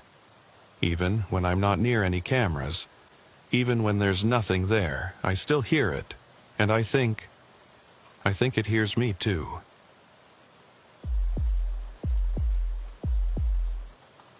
The elevator descends with a mechanical groan that echoes up the shaft. 15 seconds of darkness and the smell of old grease before the doors shutter open onto sublevel 3. I'm Agent Michael Torres. I've worked in the FBI Reno field office for 8 years, but I've only been assigned to archive duty for the past 3 months. Night shift, 11 p.m. to 7 a.m. Solo rotation. Most agents see archive assignment as punishment. A dead-end job for people who screwed up or pissed off the wrong supervisor. Maybe they're right. I don't talk about why I'm down here, and nobody asks. Sublevel 3 is the deepest basement level in the Reno field office. The building has 3 floors above ground and 3 below. Most people don't even know Sublevel 3 exists. It's not on the public floor plans. The elevator button is locked behind a key panel. Down here, the FBI stores physical case files from closed investigations dating back to the 1970s. Everything's been digitized, of course, but federal regulations require maintaining hard copies for 75 years. So here they sit, thousands of boxes, millions of pages, gathering dust in climate-controlled silence. My job is simple: inventory verification. I work through 1 section per shift, checking box labels against the database, confirming everything is where it should be. If I find discrepancies, I log them. If files are damaged, I flag them for preservation. It's mindless work, exactly what I need. The hallway from the elevator is 30 feet long. Concrete walls painted institutional beige. Fluorescent lights every 8 feet, buzzing faintly. The air down here is kept at exactly 64 degrees and 40% humidity. Optimal for paper preservation.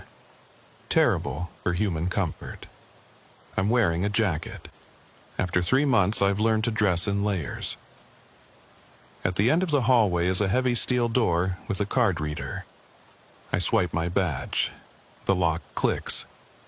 The door swings open with a hydraulic hiss. The archive room is vast. 80 feet wide, 200 feet deep. Row after row of industrial shelving units, each one 20 feet tall, stretching back into fluorescent-lit infinity. The shelves are packed with identical gray file boxes, each labeled with case numbers and dates. There are no windows down here, no external walls. We're buried beneath 50 feet of concrete and earth. The only sound is the ambient hum of the HVAC system and the buzz of fluorescent lights. I'm completely alone. I walk to the workstation near the entrance. A metal desk with a computer terminal, a logbook, and a cup holder that currently holds my thermos of coffee. Black, no sugar. I'll need it to stay awake for the next 8 hours. I log into the terminal and pull up tonight's assignment. Section 7B, rows 23 through 30. Approximately 400 boxes to verify. The time is 11:13 p.m. I grab my inventory scanner and clipboard and head into the rows. The shelving units are arranged in a grid pattern, creating long corridors between each row. The fluorescent lights are mounted on the ceiling directly above each corridor, but the spaces between shelves remain shadowed. When you're standing in one of these corridors, you can see about 60 feet in either direction before the perspective narrows to darkness. Row 23 is toward the back of the room. I walk past rows 1 through 22, my footsteps echoing on the concrete floor. The sound carries in the emptiness. Each step seems too loud. I reach row 23 and start scanning. Box 23-001. Case file, 1978 LV3847. Verified. Box 23-002. Case file, 1978 LV3851. Verified. Box 23003. Case file, 1978 LV3852. Verified. The work is rhythmic. Scan the barcode. Check the screen. Confirm the label matches the database. Move to the next box. I can process about 50 boxes per hour if I stay focused. By midnight, I've completed row 23 and moved on to row 24. The coffee is helping. I'm alert, focused. The isolation doesn't bother me anymore. After 3 months, I've gotten used to the silence. At 12:47 a.m., I notice something odd. I'm scanning box 24-156 when the database returns an error. File not found in current location. I check the label again. Case file 1979 SF4821. The barcode scans correctly, but according to the database, this box should be in row 31, not row 24. I make a note on my clipboard. Misfiled box. Happens sometimes. Previous shift worker probably grabbed the wrong box when retrieving something and put it back in the wrong spot. I'll move it to the correct location during my rounds. I continue scanning. At 1:15 a.m., I find another misfiled box. This one should be in row 18. At 1:33 a.m., another. Should be in row 9.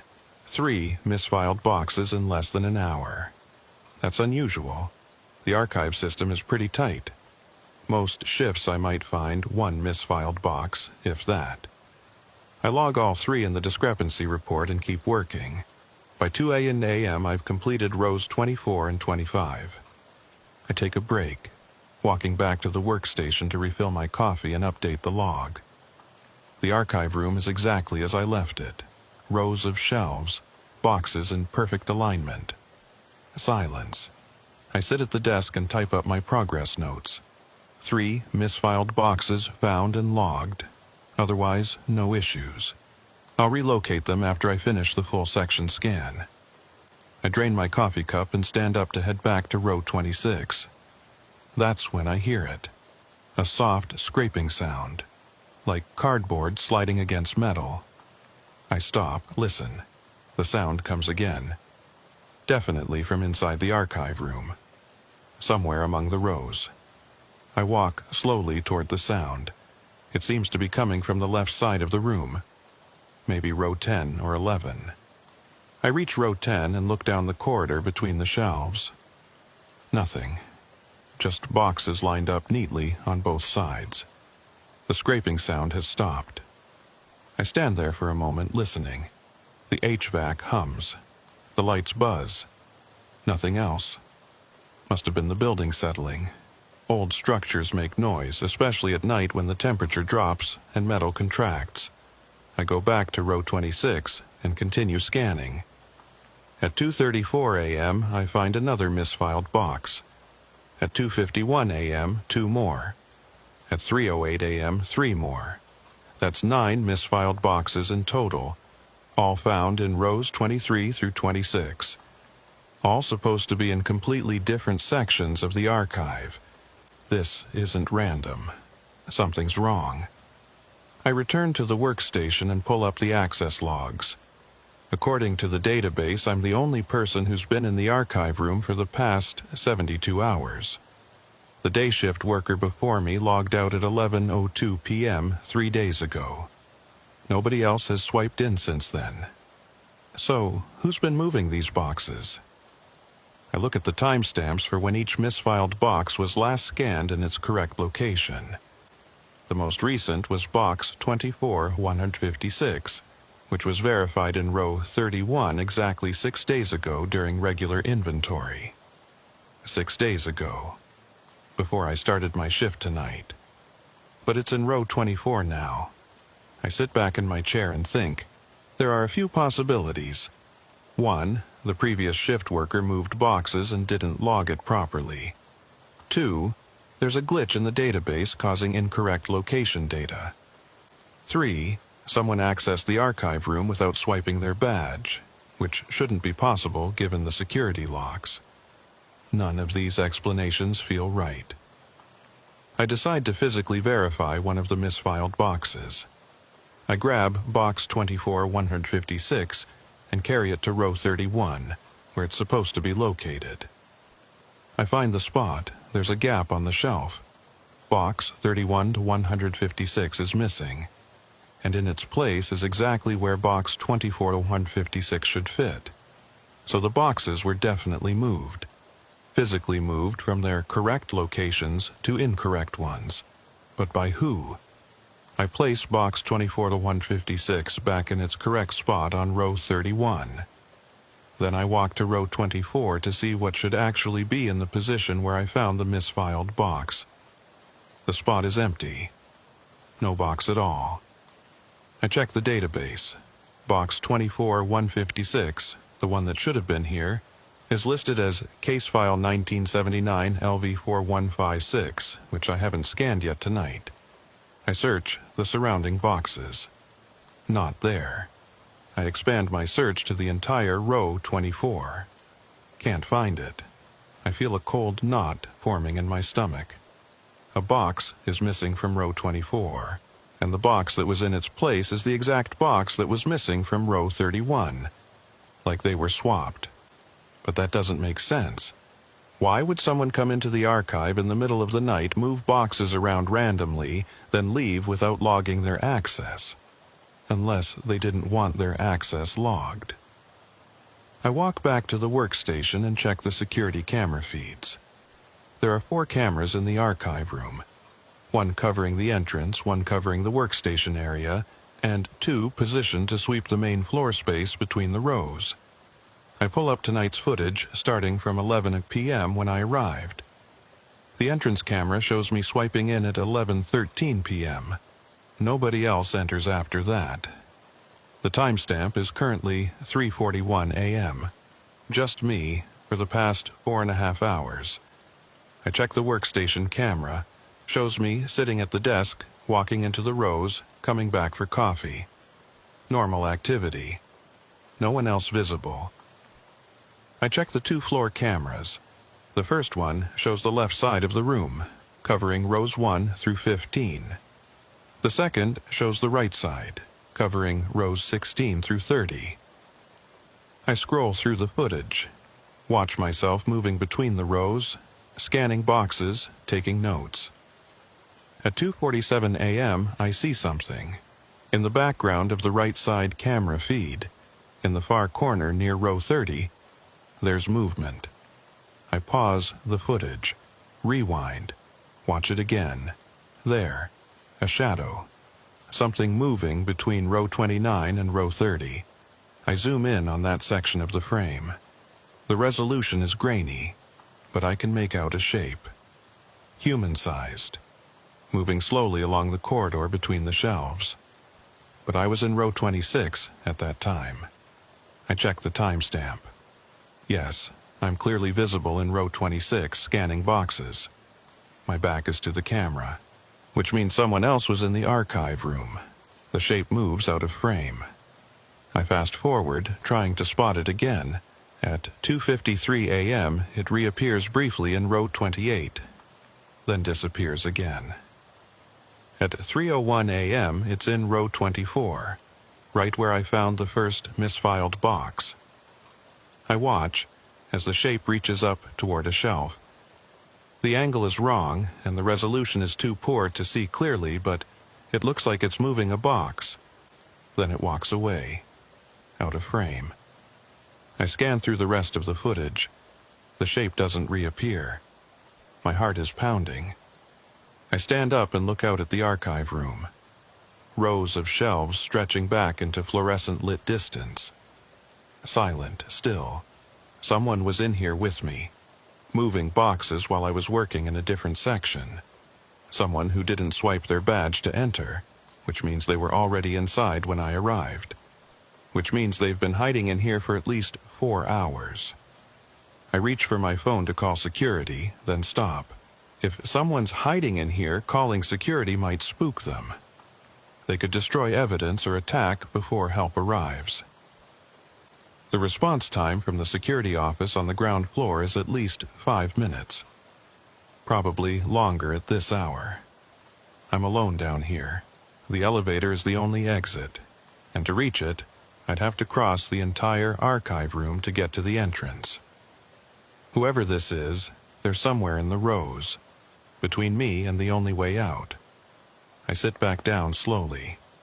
Try to think. Option 1. Run for the elevator. Risk whoever this is catching me before I can escape. Option 2. Confront them. But I'm not armed. Archive duty doesn't require carrying a weapon. Option 3. Call security and hope they arrive before anything happens. I pick up the desk phone, dial security. It rings once, twice, 3 times. No answer. I hang up and try again. Still no answer. That's wrong. Security desk is manned 24 hours. Someone should always answer. I try my cell phone instead. Dial the security extension. The call won't go through. No signal. I'm too deep underground. I'm truly alone. I set the phone down carefully and stand up. Listen. The HVAC hums. The fluorescent lights buzz. And underneath those sounds, very faintly, I hear something else. Breathing. Not my own. Someone else's. Slow and steady, coming from somewhere among the rows. I grab a heavy flashlight from the desk drawer. It's not much, but it's something. The weight of it in my hand is reassuring. I walk slowly toward the rows, toward the sound of breathing. It's coming from the right side of the room, somewhere around row 20 or 21. I move quietly, stepping carefully to minimize the echo of my footsteps. Row 18. Row 19. Row 20. The breathing is louder now. Definitely coming from row 21. I reach the entrance to the corridor and look down it. Empty. Just boxes on shelves receding into the distance, but the breathing continues. Close. Very close. I take a step into the corridor, another step. The breathing stops. Complete silence. I stand perfectly still, every muscle tense, flashlight raised. Nothing moves. Nothing makes a sound. Then, from behind me, I hear a voice. "You shouldn't be here." I spin around. There's a man standing in the main aisle between the rows. He's wearing dark clothing, pants, jacket, gloves. His face is partially hidden by shadows. "Who are you?" I demand, raising the flashlight like a weapon. "This is a restricted area. Identify yourself." The man doesn't move, doesn't speak, just stands there watching me. "I'm calling security," I say, even though I know the phone won't work. The man tilts his head slightly. "The security line doesn't work down here after midnight. You should know that." His voice is flat, emotionless, like he's stating a fact rather than making a threat. "How did you get in here?" I ask. "I didn't get in. I've always been here." "That doesn't make sense." The access logs show what they're programmed to show. They don't show everything. He takes a step toward me. "You're not supposed to find the boxes. You're supposed to verify them and move on. That's the job." "What are you talking about? What boxes?" "The ones that move. The ones that are never where they should be. The ones that have been moving for 30 years. Another step closer. "You're the first one who's actually noticed. The first one in a long time." My grip tightens on the flashlight. "I'm going to need you to leave now, or I'm reporting this." The man stops, looks at me with an expression I can't read. "You can't report what you don't understand. And you don't understand what this place is, what's really down here." He gestures at the rows of shelves. "These aren't just files. They're records, proof, evidence of things the Bureau wants buried. And some of those things, they don't stay buried." "You're not making sense. Who are you? Are you with the FBI?" He laughs. It's a hollow sound. "I was, a long time ago. Now I'm just maintenance, making sure things stay in order, or at least making sure people think they're in order." Maintenance doesn't have access to sub-level 3. Official maintenance doesn't. but someone has to keep track of the boxes that move on their own. Boxes don't move on their own, don't they? He points toward row 24. Then explain how you found 9 boxes in the wrong locations tonight. Explain how those boxes have been moving every night for decades. Explain how some of them end up in rows that don't exist in the database. I don't have an explanation. The man nods like he expected my silence. You'll see. Keep working, keep scanning. Eventually, you'll find one of the other boxes. The special ones. The ones that aren't supposed to exist at all. What are you talking about? The archive isn't just storage, Torres. It's containment. Some of these files, they're not just records of investigations. They're the investigations themselves, still active, still dangerous, still waiting. He turns and walks toward row 30. I follow him, but by the time I round the corner, he's gone. I run down the corridor, checking each cross aisle. No sign of him. I reach the end of the row and look in every direction. Empty. He vanished. I stand there, breathing hard, flashlight beam cutting through the shadows, and I realize something. The man knew my name. He called me Torres.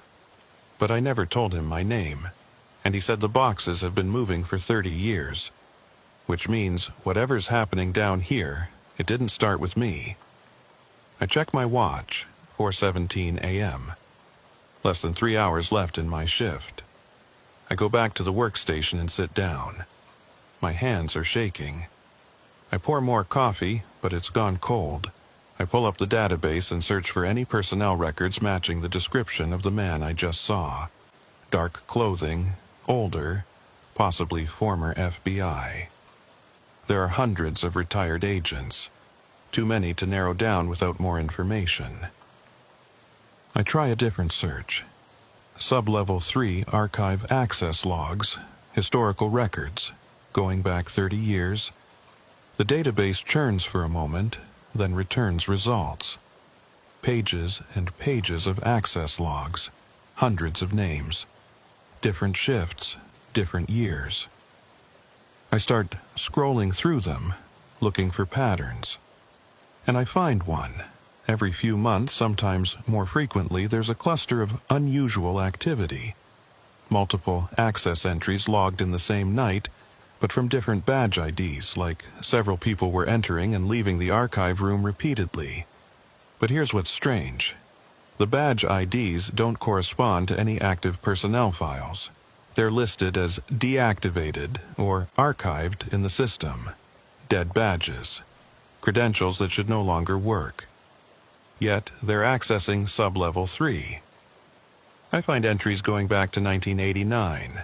The pattern repeats every few months. Sometimes as many as 6 or 7 deactivated badges accessing the archive in a single night. And always between midnight and 5 a.m. I cross-reference the deactivated badge IDs with personnel records. The names that come up are all former FBI employees. Most retired, some transferred, a few listed as deceased. One name appears more frequently than others. Agent Harold Finch.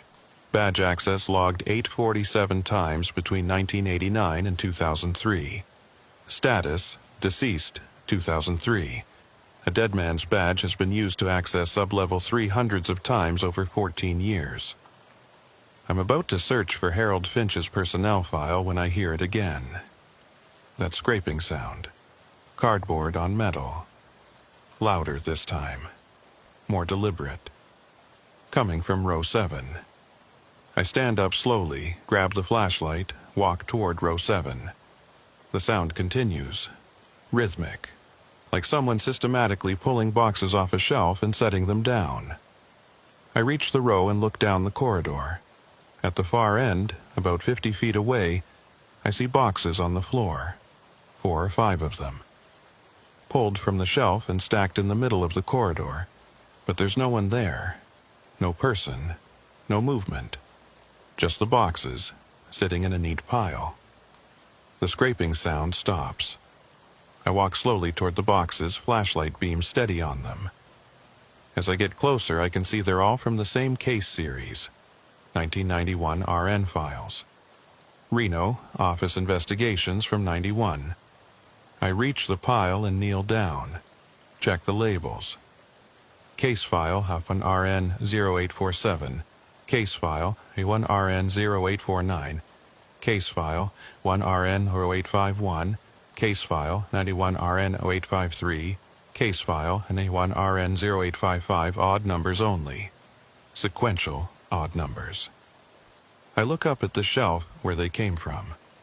There are gaps where these boxes should be, but the gaps aren't random. They're evenly spaced, exactly where odd-numbered boxes would be in a sequential series. Someone, or something, pulled only the odd-numbered boxes from this sequence. But why? I open the first box, 1991 RN 0847. Inside are case files, reports, photographs. Standard investigation materials. The case involves a missing person from 1991, a clerk who disappeared from the Reno field office. I skim through the reports.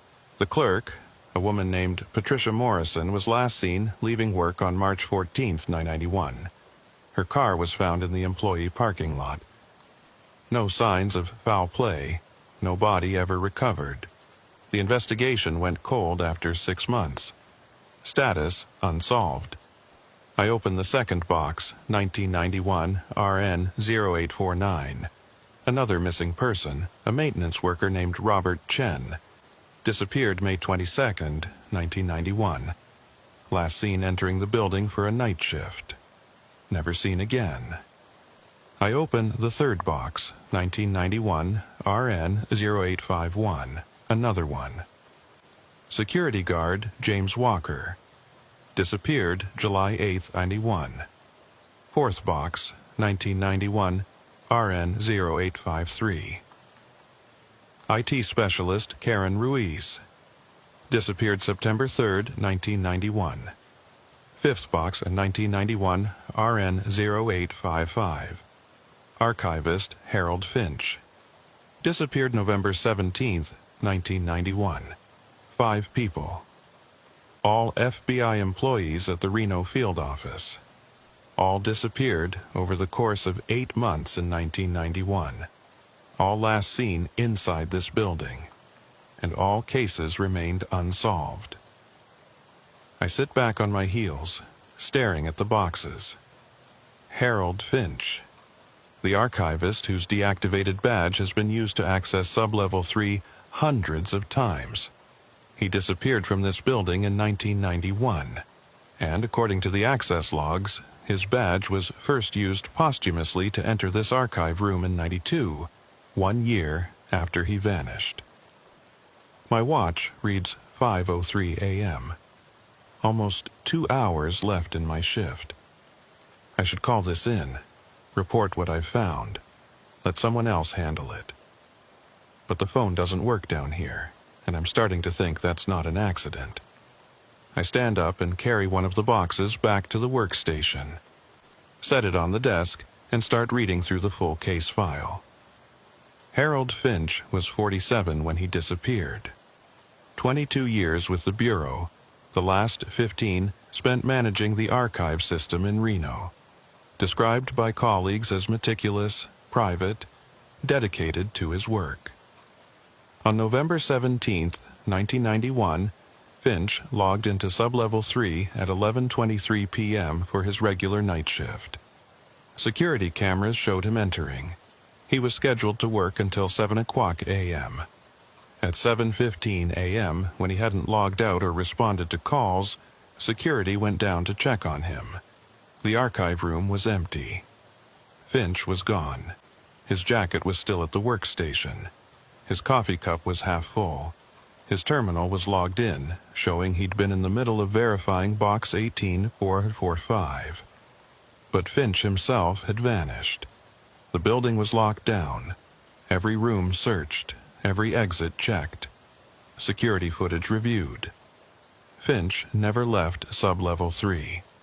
The elevator camera showed him entering the archive room. It never showed him leaving. The investigation concluded he must have found a way to bypass the cameras and exit through a service corridor.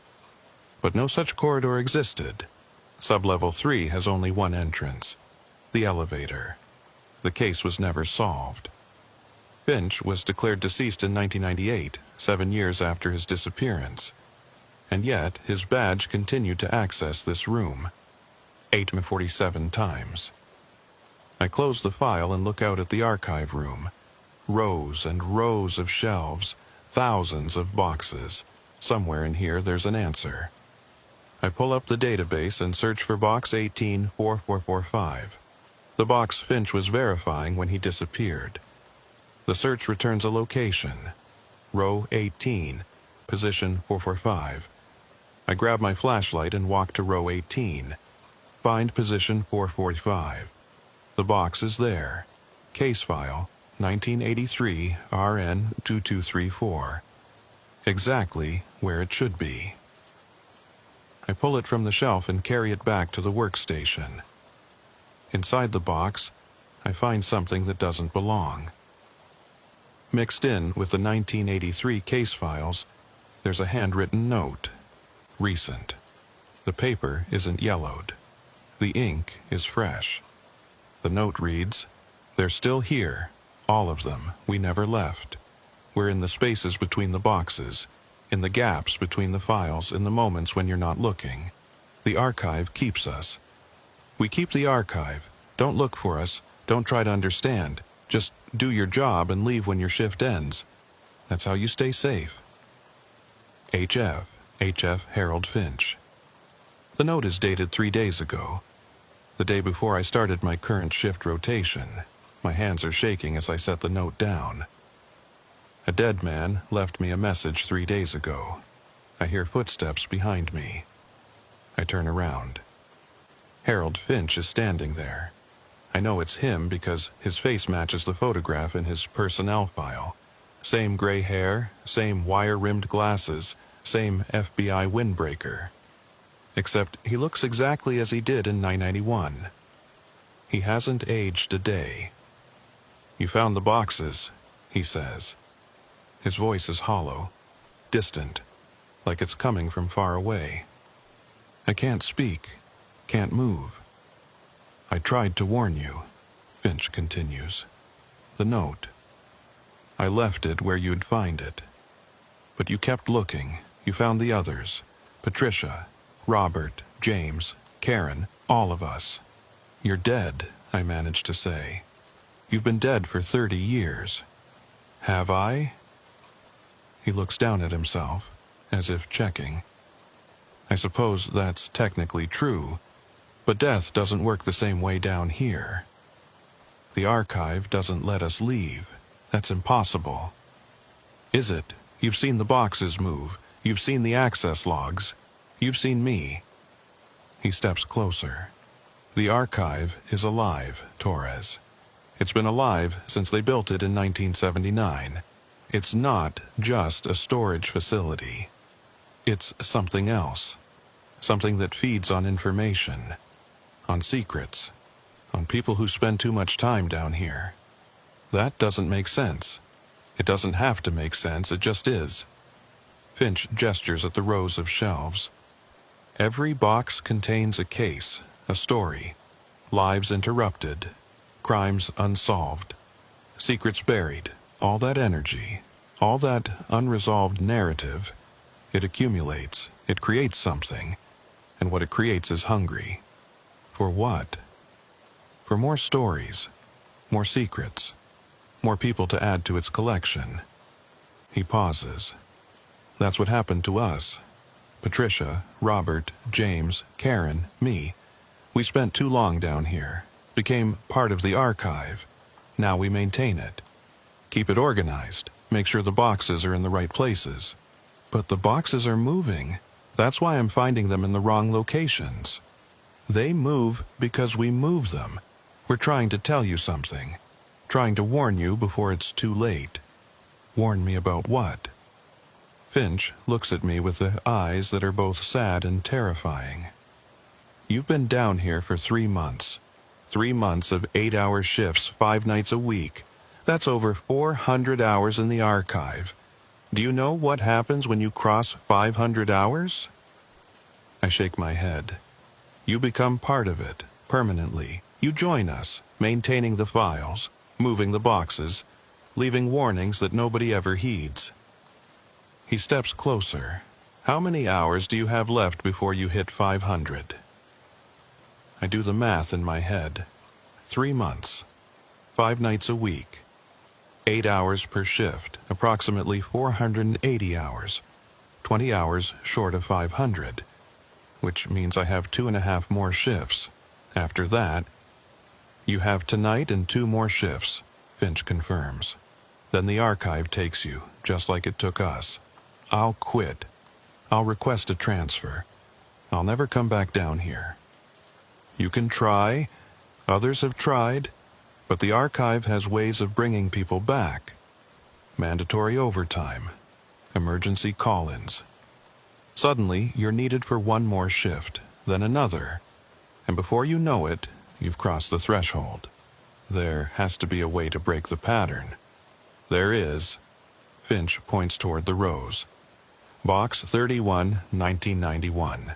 It contains the original blueprints for Sublevel 3, the ones that show what this place really is.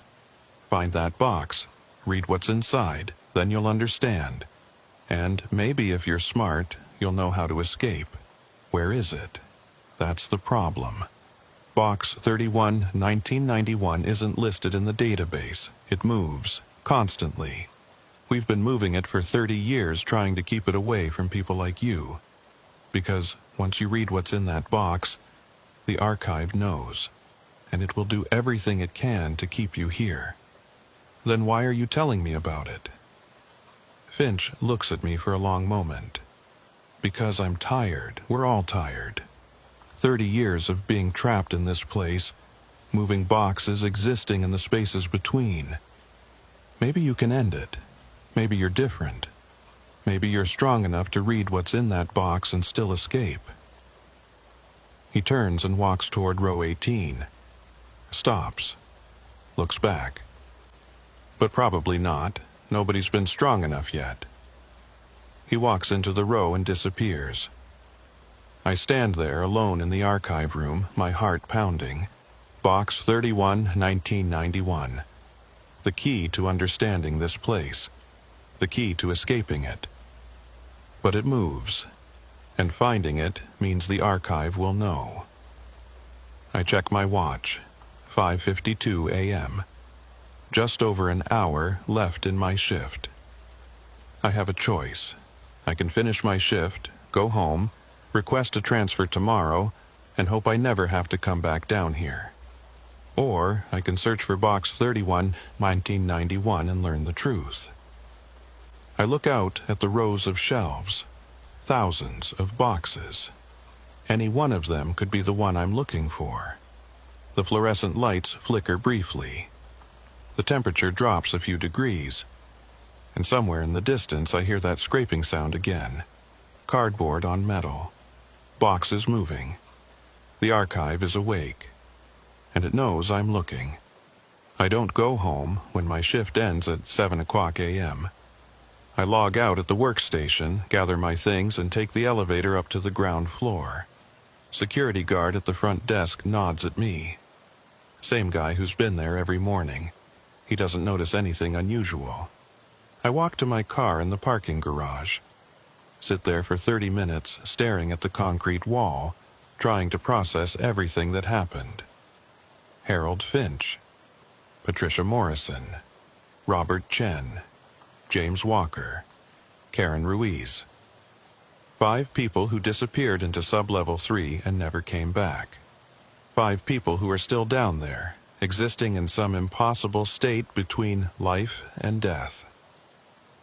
Maintaining the archive. Moving boxes. Warning people like me. I should drive away, request an immediate transfer, never set foot in that building again. But I don't, because I need to know if what Finch told me is true. I need to find Box 31, 1991. I go home, shower, eat, try to sleep. I can't.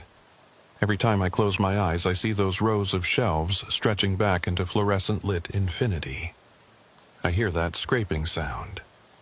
I see Finch standing in the corridor, looking exactly as he did 30 years ago, telling me I have 20 hours before the archive takes me.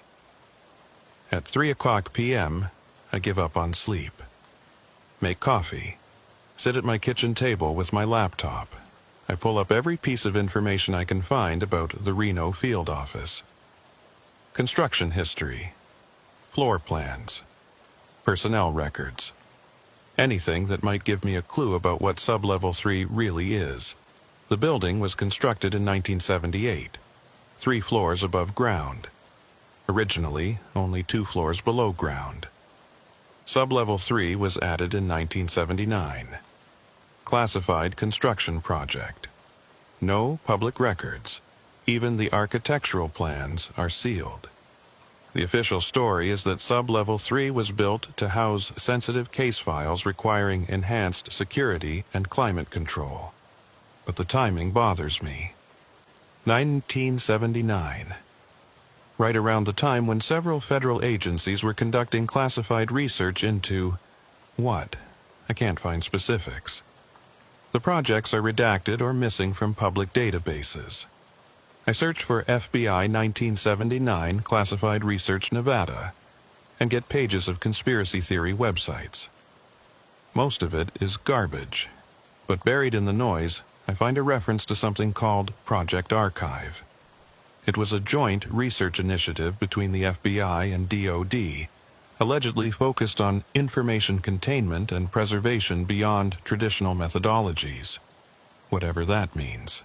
The project was shut down in 1982, all records sealed.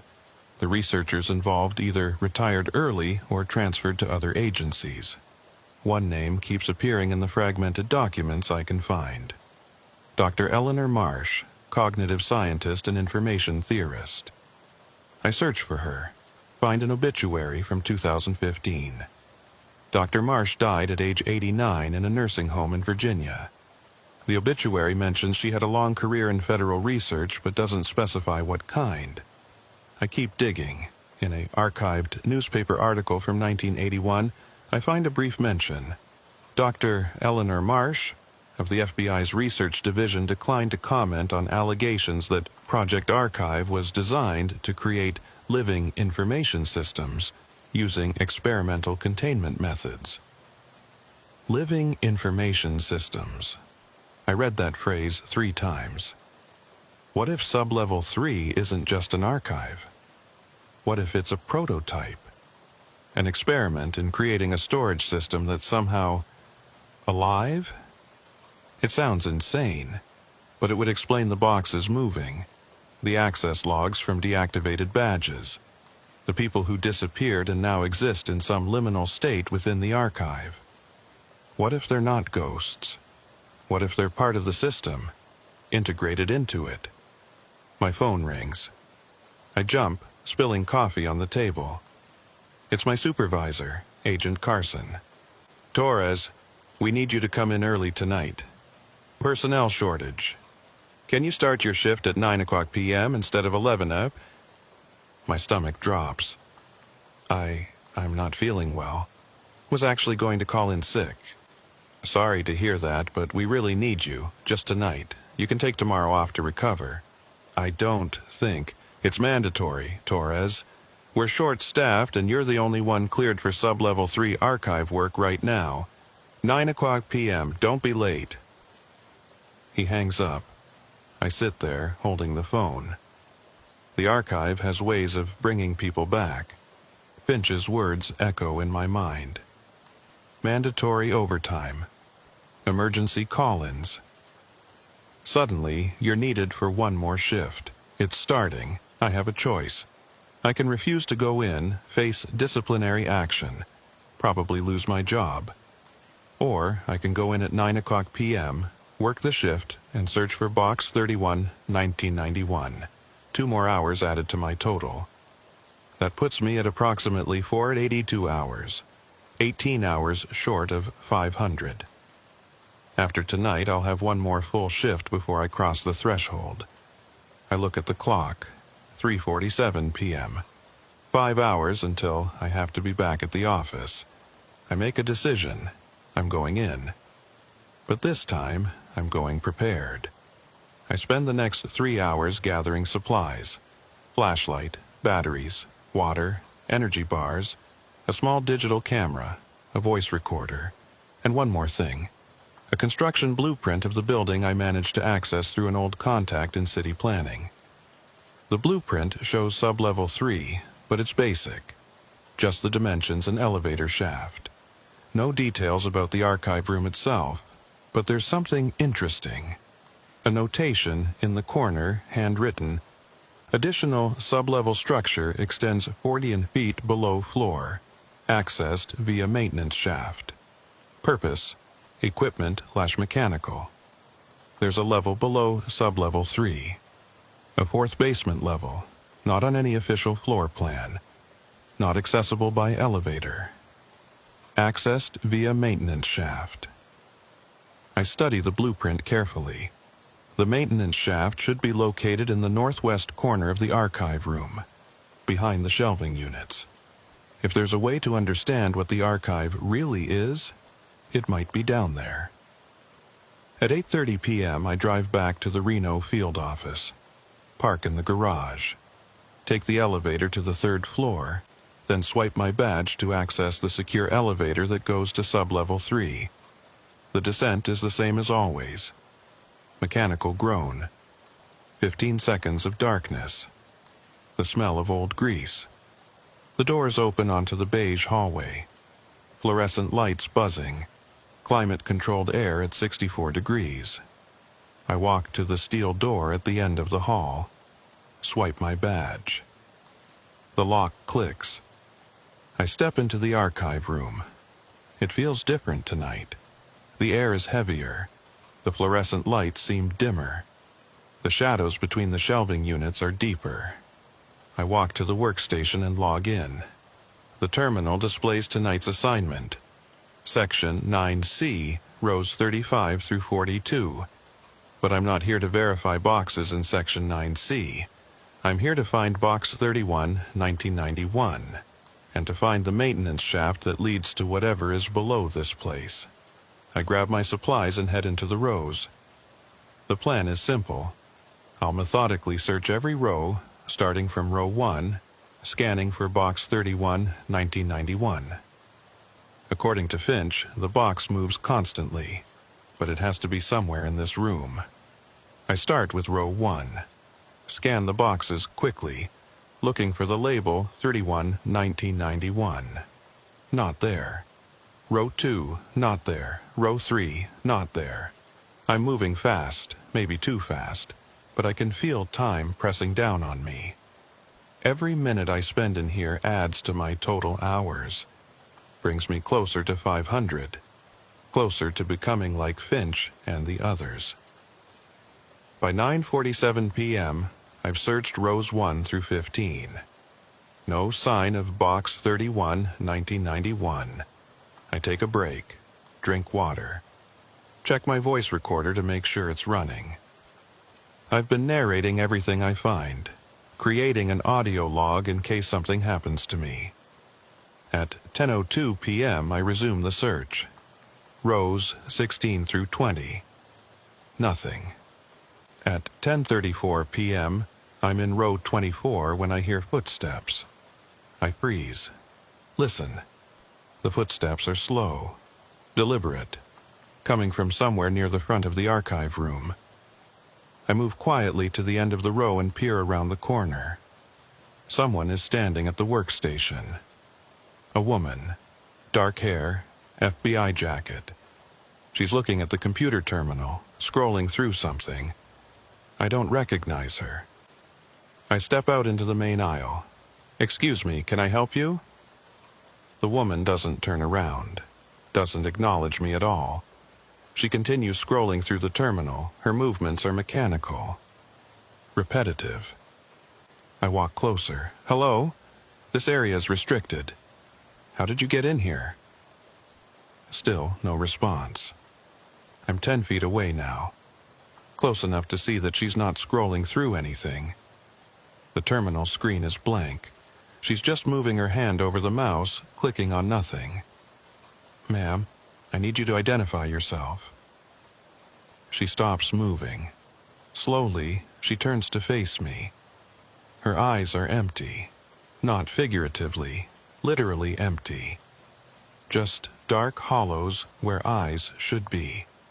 Her mouth opens, and a voice comes out, but it's not coming from her. It's coming from all around me, from the rows, from the walls, from the archive itself. You're looking for something that doesn't want to be found. I back away. Who are you? I'm Patricia Morrison. I used to work here. Clerk, 3rd floor. I came down to the archive one day in '91 to retrieve a file. I never left. She takes a step toward me. Her movements are wrong. Disjointed.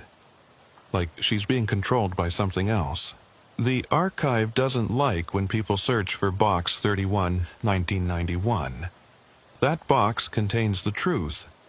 The truth about what this place is, what it does, how to stop it. Then help me find it. I can't. We're part of the archive now. We do what it wants. We exist to maintain it, to protect it, to lure others in. She tilts her head at an unnatural angle. But part of me, the part that still remembers being human, wants you to escape. Wants you to find the box, read what's inside, end this.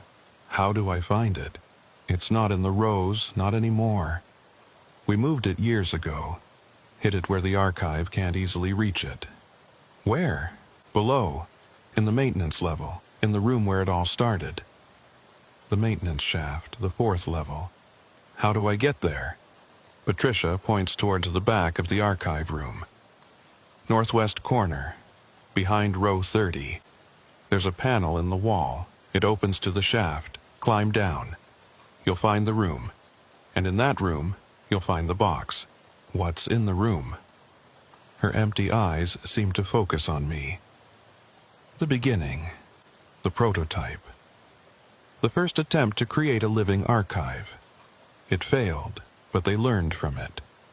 And they built this place based on what they learned. She starts to fade. Not walking away. Just becoming translucent, transparent. Patricia, wait. Don't stay too long down there. Her voice echoes as she disappears. The archive is strongest in the maintenance level. That's where it was born. That's where it feeds. If you stay too long, you'll never come back up. She's gone. I'm alone in the archive room again. I check my watch, 10:52 p.m. I've been here for 2 hours and 22 minutes. Add that to my total. Approximately 484 hours. 16 hours until I hit 500. 2 shifts. I don't have time to waste. I head toward the northwest corner of the archive room. Row 30. The shelving units here are against the back wall. Behind them, there should be a panel, a hidden access point to the maintenance shaft. I squeeze between the last shelf and the wall. It's tight. I have to turn sideways an inch along. About 15 feet in, I find it. A metal panel, 3 feet by 3 feet, set into the concrete wall. No handle. No hinges visible. Just a smooth metal surface with a small keyhole in the center. I don't have a key. I examine the panel carefully. Run my fingers along the edges. There has to be a way to open it.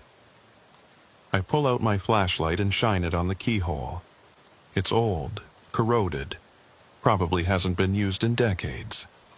I reach into my pocket and pull out a multi-tool. Use the smallest screwdriver attachment to probe the lock. After 2 minutes of fumbling, I hear a click.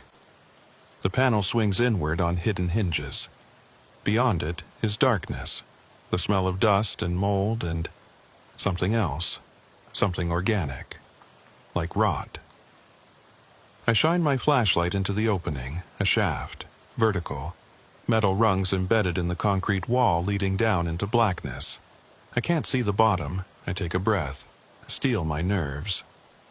Then I climb into the shaft and start descending. The rungs are cold and slightly slick with moisture. I take it slow, testing each one before putting my full weight on it. 10 rungs, 20, 30.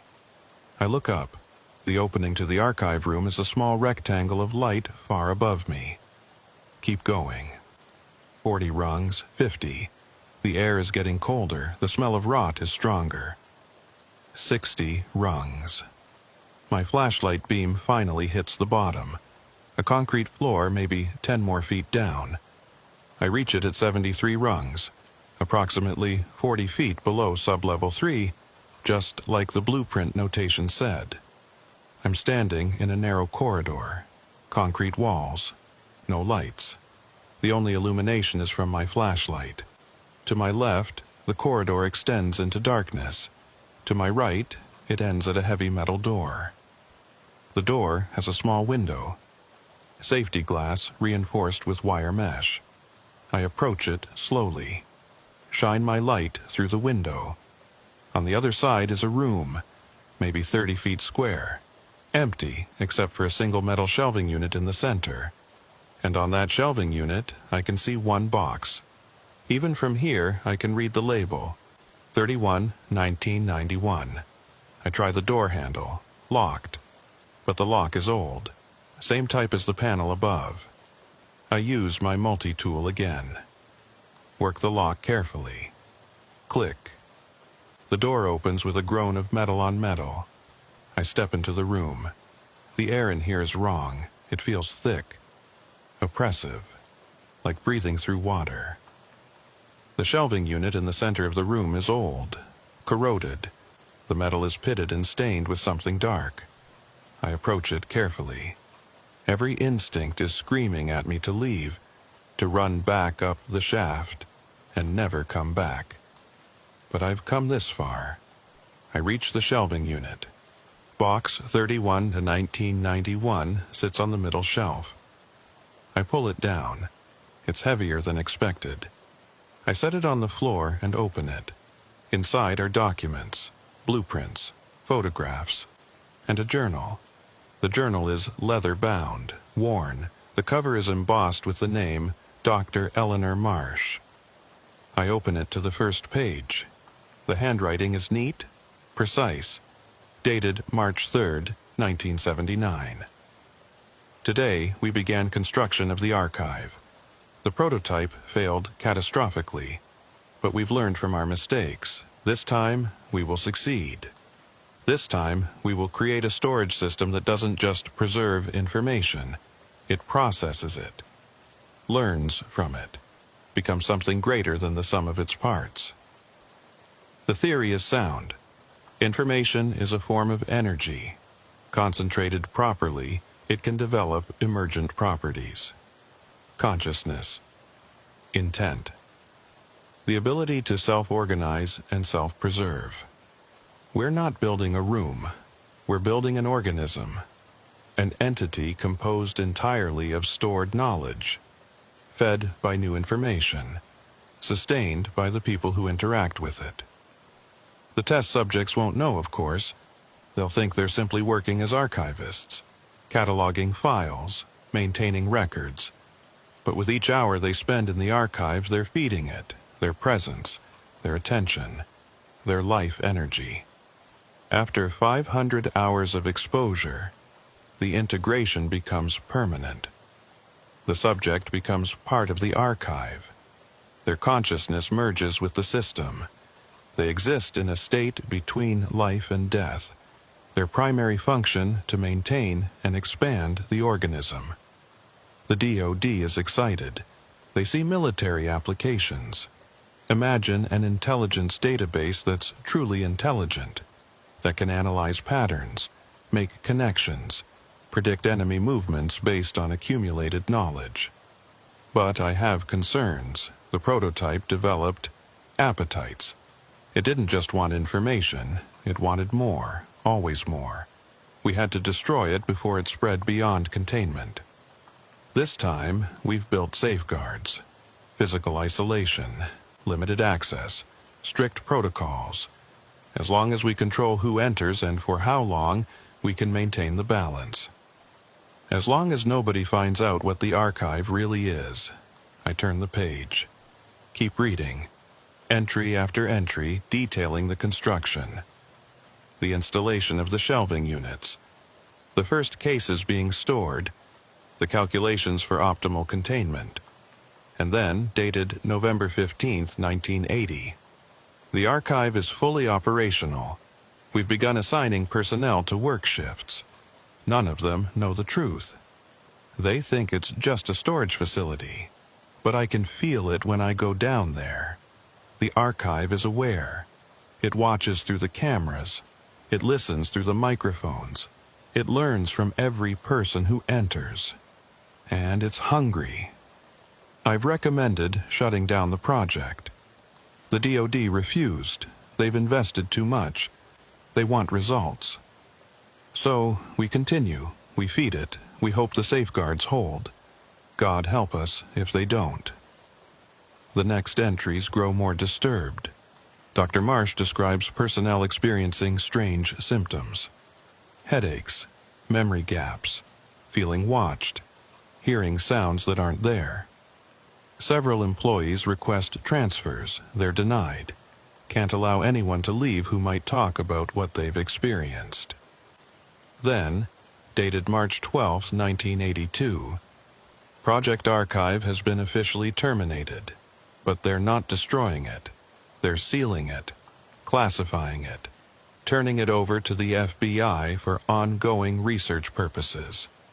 I tried to warn them, tried to make them understand what we created, but they don't listen. They think it's contained, controlled. They're wrong. The archive has learned how to sustain itself. It doesn't need us anymore. It can feed on the personnel assigned to work there, can integrate them into its system, use them to maintain itself, to grow. I'm leaving the journal in box 31 in 1991, hiding it in the maintenance level where the archive's influence is weakest. Maybe someday someone will find it. Someone who can do what I couldn't. End this, before it's too late. Destroy the archive before it destroys us all. That's the last entry.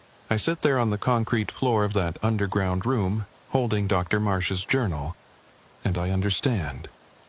Sublevel 3 isn't a storage facility. It's a living thing. An entity created from concentrated information and human consciousness. And everyone who works there for more than 500 hours becomes part of it, absorbed into its structure, converted into components of its intelligence. Finch, Patricia, Robert, James, Karen, all of them, not ghosts, not trapped between worlds, integrated, processed, made part of the archive. And I have 16 hours before it does the same to me. I look around the room. This is where it started, where the prototype was destroyed and the lessons learned. If Dr. Marsh wanted someone to end the archive, the answer must be here. In this room, in these documents. I pull out more files from the box. Find the blueprints. They show Sublevel 3 in detail. But they also show something else. A control system, located in this maintenance level. A kill switch. If the archive ever became uncontrollable, there was a way to shut it down. A series of circuit breakers that would cut all power to Sublevel 3. Not just lights and computers. Everything, including the environmental systems that maintain the specific temperature and humidity required for the archive to function. Without those precise conditions, the archive would destabilize. The entity would collapse. The integrated consciousnesses would be released, or destroyed. The blueprints aren't clear on that point. The circuit breakers are located in an electrical room on this level. According to the map, it should be down the corridor to the left of the entrance. I gather the documents, put them back in the box. I need this as evidence. proof of what the archive really is. I stand up and turn toward the door. Patricia Morrison is standing there. Not the empty-eyed version from upstairs. This one looks more solid, more real, more human. "You found it," she says. Her voice is her own now, not the archive speaking through her. "The journal, the blueprints, the kill switch." She nods. "We've been waiting for someone to find it. Waiting for decades. We can't do it ourselves. We're part of the archive. But you're still free, still human. You can end this. What happens to you, to Finch and the others, if I shut it down? We don't know. Maybe we cease to exist. Maybe we're finally released. Maybe we just stop." She looks at me with eyes that are sad and desperate and hopeful all at once. "But it doesn't matter. Better to end than to continue like this. Being used, being trapped, being forced to lure others into the same fate. How do I know shutting it down won't kill you? You don't, but ask yourself, is what we're doing really living, or is it something worse?" I don't have an answer. "The circuit breakers are down the hall," Patricia says. "But you need to move fast. The archive knows you're here. It's already trying to stop you." "How?" She points behind me. I turn around. The room is different. The walls are closer. The ceiling is lower. The space is shrinking. No, not shrinking. The archive is growing into it, expanding, trying to fill this room, trying to absorb me before I can reach the kill switch. "Run," Patricia says. I grab box 31 and 1991 and run. Out the door. Down the corridor. Flashlight beam bouncing wildly. Behind me, I hear the room collapsing. Metal grinding. Concrete cracking. The archive is consuming the maintenance level, integrating it into itself. I reach a second door. The electrical room. Locked. No time for the multi-tool. I slam my shoulder into it. Once, twice. Third time, the old lock gives way. I stumble into the electrical room. Banks of circuit breakers line the walls. Dozens of them. Old-style knife switches. Heavy-duty, industrial. But which ones control sub-level 3? I shine my flashlight over the labels. Most are faded. Illegible. Then I find it. A panel marked SL3 primary systems, 12 switches, all in the on position. I hesitate for just a moment. Think about Finch, about Patricia, about all the others trapped in the archive. This could kill them. Or it could free them. Either way, it ends their suffering. I throw the first switch. The lights in the corridor flicker and die. Emergency lights kick on. Dim. Red. Second switch. Third switch. Fourth. I hear sounds above me. Grinding. Screaming. Not human screaming. The archive itself, screaming as its systems fail. Fifth switch. Sixth. Seventh. The temperature in the electrical room is rising. Fast. The climate control is failing. Without the precise environmental conditions, the archive is destabilizing. Eighth switch. Ninth. The walls start to shake. Dust falls from the ceiling. 10th switch. 11th. One more. The final switch is stuck.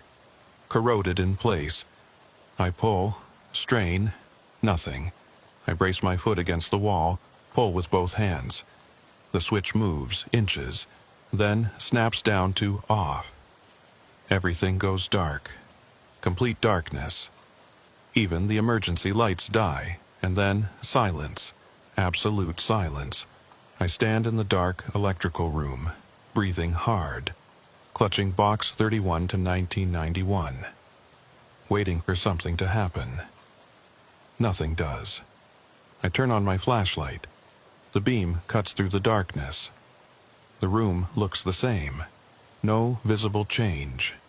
I walk back out into the corridor, head toward the shaft that leads back up to sublevel 3. When I reach it and start climbing, I notice something. The rungs are warm.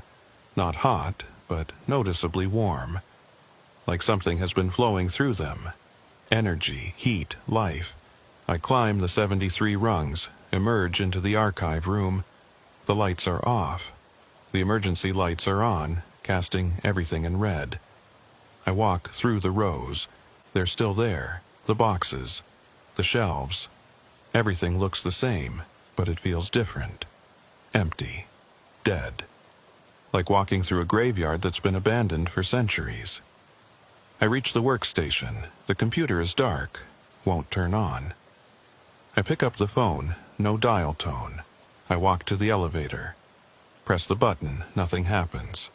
The power is completely dead. I'm trapped down here. Then I hear a voice. Torres. I turn. Harold Finch is standing in the aisle. But he looks different. Faded, transparent. Like he's not entirely here. You did it, he says. You shut it down. Are you okay? He looks at himself, at his fading hands. I don't know what I am anymore, but I'm not part of the archive. Not anymore. I can feel it. The connection is severed. I'm free. What happens now? I don't know. Maybe we move on. Maybe we just disappear. But at least we're not trapped. Not feeding it. Not being used anymore. He smiles. It's the first genuine emotion I've seen from him. Thank you. Patricia appears next to him.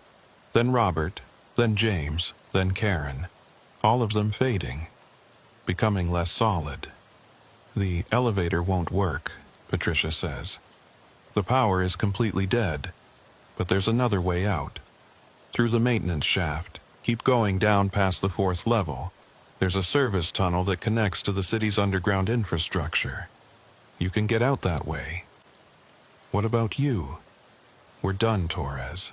This is where we stop. Where we let go. Where we finally rest.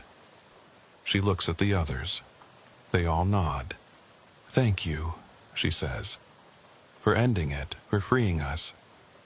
They fade, one by one, until they're gone. I'm alone in the red-lit archive room. I take one last look around. Thousands of boxes. Decades of case files, all silent now, all still.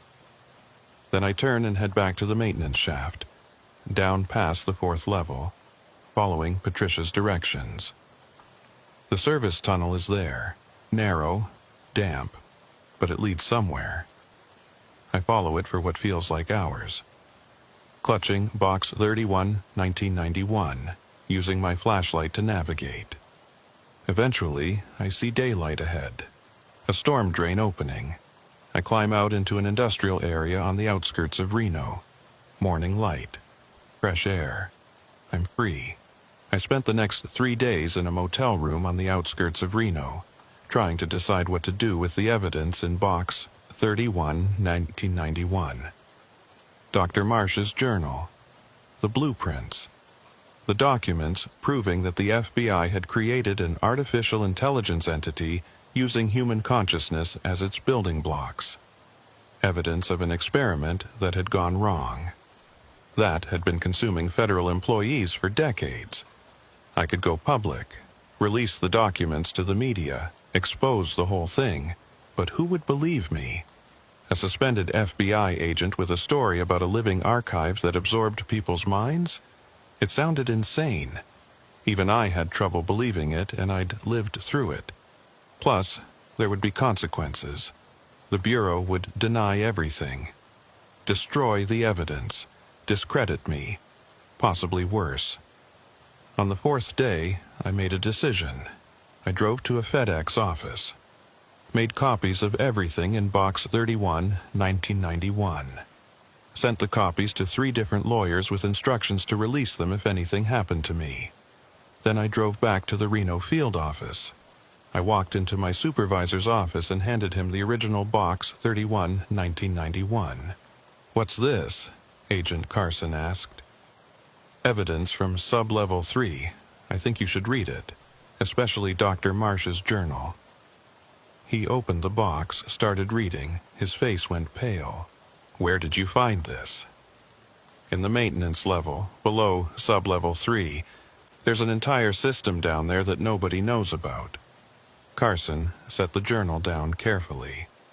"Torres, I need you to tell me exactly what happened down there." "Everything." "So I did." I told him about the misfiled boxes, about Harold Finch and Patricia Morrison, about the 500-hour threshold, about shutting down the archive. He listened without interrupting. When I finished, he was quiet for a long time. "The power failure in Sub-Level 3, he finally said. "That was you, yes. Engineering says they can't get the systems back online. Something's fundamentally broken down there. They're talking about sealing the level permanently." "Good. It should stay sealed." Carson looked at me. "You understand this sounds completely impossible." "I know, but it's true, and that journal proves it. Dr. Marsh designed the archive. She knew what it was, what it would become, and she left instructions for shutting it down. You're asking me to believe that the FBI created a conscious entity made of information and human minds. I'm not asking you to believe anything. I'm giving you the evidence. What you do with it is up to you." Carson stood up, walked to the window, looked out at the Reno skyline. 5 people disappeared from this building in '91, he said quietly. Their cases were never solved, never even properly investigated. The files were sealed and nobody talked about it. They were part of the archive, part of the system. Now they're free. You can prove any of this. The journal, the blueprints, the circuit breakers in the maintenance level that I threw, it's all there. Carson turned back to me. "Torres, I'm going to be honest with you. If you're telling the truth, this is the biggest scandal in Bureau history. If you're not, well, you've had a psychotic break and I need to get you psychiatric help. I know which one sounds more likely. Do you? Because I'm looking at a lot of evidence that something impossible happened down there. And the only rational explanation is that you've lost your mind. Check the access logs. Check the security footage. Verify everything I've told you." "I will.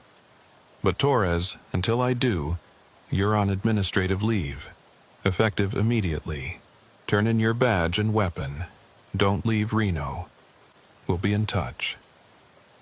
I handed over my credentials, walked out of his office, out of the building, into the bright Nevada sunlight.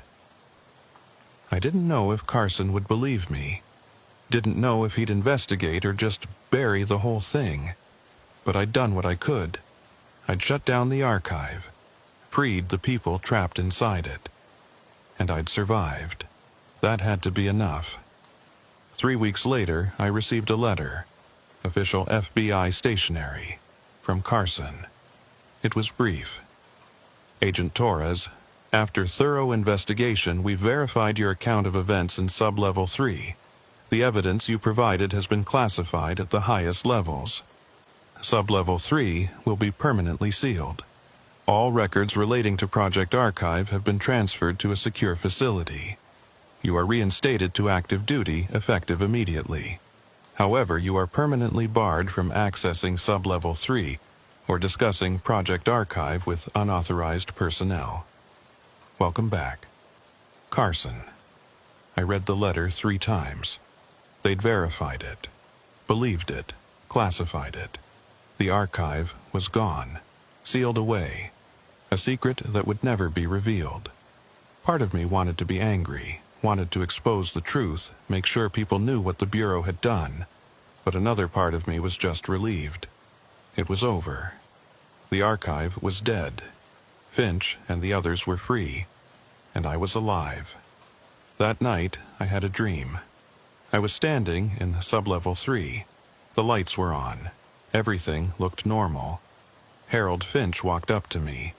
He looked solid, real, alive. "Just wanted to say goodbye properly," he said. "And thank you for what you did." Are you okay? What happened after the archive shut down?" "We moved on, to wherever people go when they die. It was peaceful, finally peaceful." He smiled. "You saved us, Torres. Gave us the ending we couldn't give ourselves. I'm sorry it took so long, that you had to wait decades for someone to find the truth. Time doesn't work the same when you're part of the archive. Decades felt like moments, and moments felt like decades. But it's over now. We're free. And you're free too." "Am I?" "You stopped at 484 hours. 16 short of the threshold. You'll be fine. You'll live a normal life. Forget about the archive. Forget about us." He started to fade. "Forget, Torres. That's the kindest thing you can do for yourself." I woke up in my apartment. Morning light streaming through the windows. For a moment, I couldn't remember where I was, what was real and what was dream. Then it came back. The archive, the shutdown, the letter from Carson, all of it real. I got up, made coffee, started my day, went back to work like nothing had happened. But I didn't forget. I couldn't forget. And sometimes, late at night, I still hear it. The scraping sound of cardboard on metal, boxes moving in the dark. Even though I know the archive is dead, even though I know it's impossible, I still hear it, and I wonder, did I really shut it down? Or did I just change it? Force it to adapt? Find a new way to exist? Because sometimes when I'm alone in my apartment, I notice things. Books on my shelf that are in different positions than I remember. Files on my computer that have been accessed, but I don't remember opening them. Small things, insignificant things, but they remind me of the boxes in sublevel 3, always moving, always rearranging, always changing. And I wonder if the archive didn't die. If maybe it just spread, integrated itself into different systems, different spaces, different minds, including mine. 6 months after shutting down the archive, I was assigned to the Seattle field office.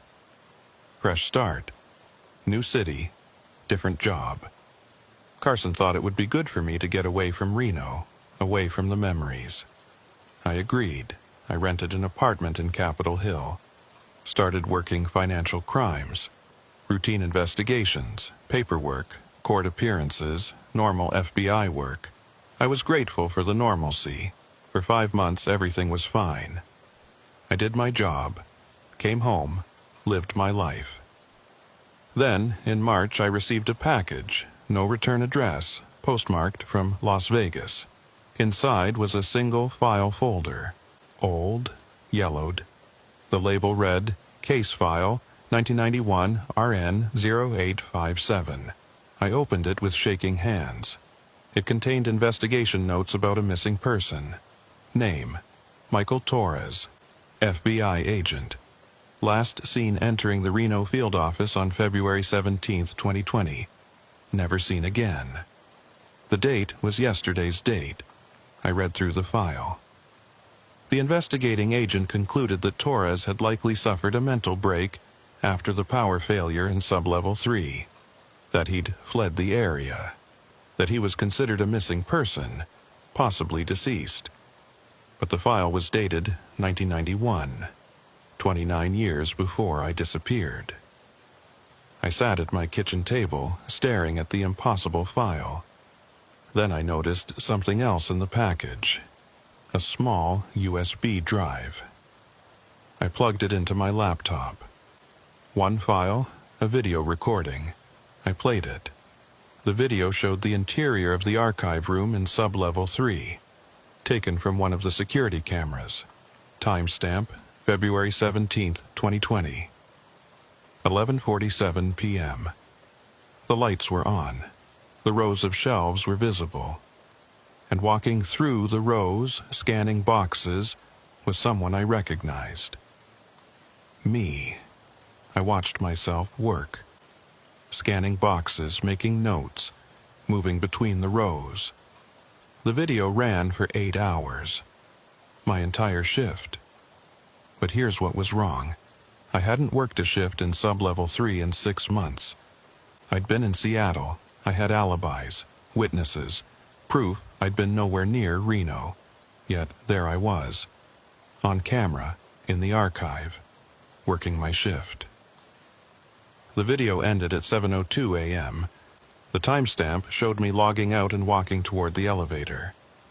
Then the screen went black. A text appeared. "Thank you for your service, Agent Torres. Your 500 hours have been logged. Integration complete. Welcome to the archive." The text faded. A new message appeared. The archive never dies. It adapts. It evolves. It spreads. You thought you shut it down, but you only fed it new information, new patterns, new methods. You taught it how to exist without sub-level 3, how to exist anywhere, in any system, in any space, in any mind. You gave it freedom. And now, it has you, just like it always planned. The video file closed. My laptop screen went dark. When it powered back on, all my files were rearranged. Documents I'd created months ago were in different folders. Emails I'd sent were edited. Dates were wrong. My entire digital life was being reorganized, just like the boxes in the archive. I grabbed my phone to call someone, Carson, anyone. But the phone had no contacts, no call history, no messages. Just a single note in the calendar app. March 19th, 2020. Shift begins 11 p.m. Sub-level 3. Do not be late. I checked the date. Today was March 18th. Tomorrow night, I was scheduled to work a shift in an archive room that was sealed, in a city 700 miles away from where I currently lived. But I knew I'd be there, because the archive wanted me there. And I was part of the archive now. I went to work the next day like normal. Tried to act like everything was fine, but I kept checking my watch, counting down the hours until 11 p.m. At 7 p.m. I left the office, drove to my apartment, changed into different clothes, and started driving south, toward Nevada, toward Reno. I didn't want to drive. I tried to stop myself, tried to turn around. But my hands kept the wheel steady. My foot kept the accelerator pressed. Some part of me was in control, the part that belonged to the archive.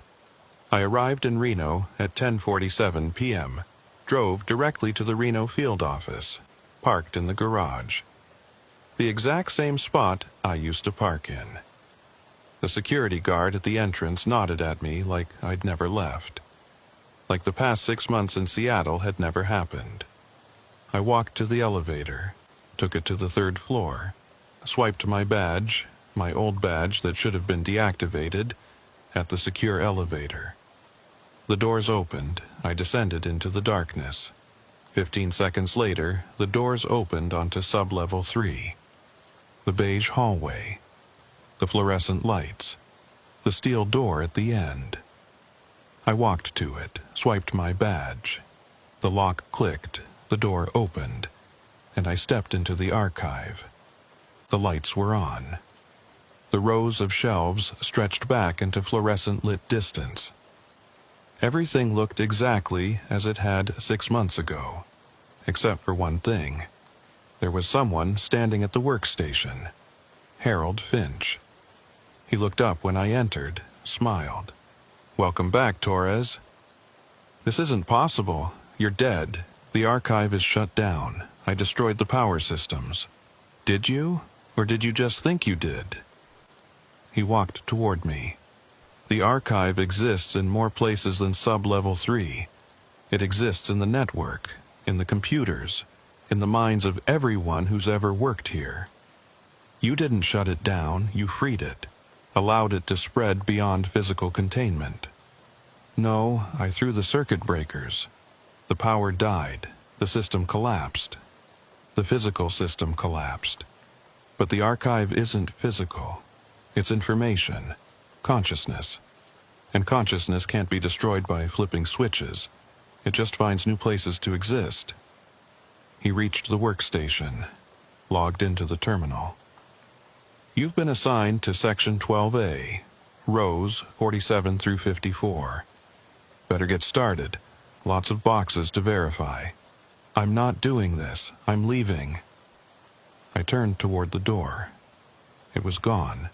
Where the entrance should have been, there was just another row of shelves. Box after box after box. The archive has you now, Torres. Has had you since the moment you started searching for Box 31, 1991. Every action you took, every decision you made, it was guiding you, leading you exactly where it wanted you to go. Why? Why me? Because you asked questions. Because you searched for truth. Because you couldn't leave well enough alone. The archive feeds on curiosity, on the need to understand. You had both in abundance.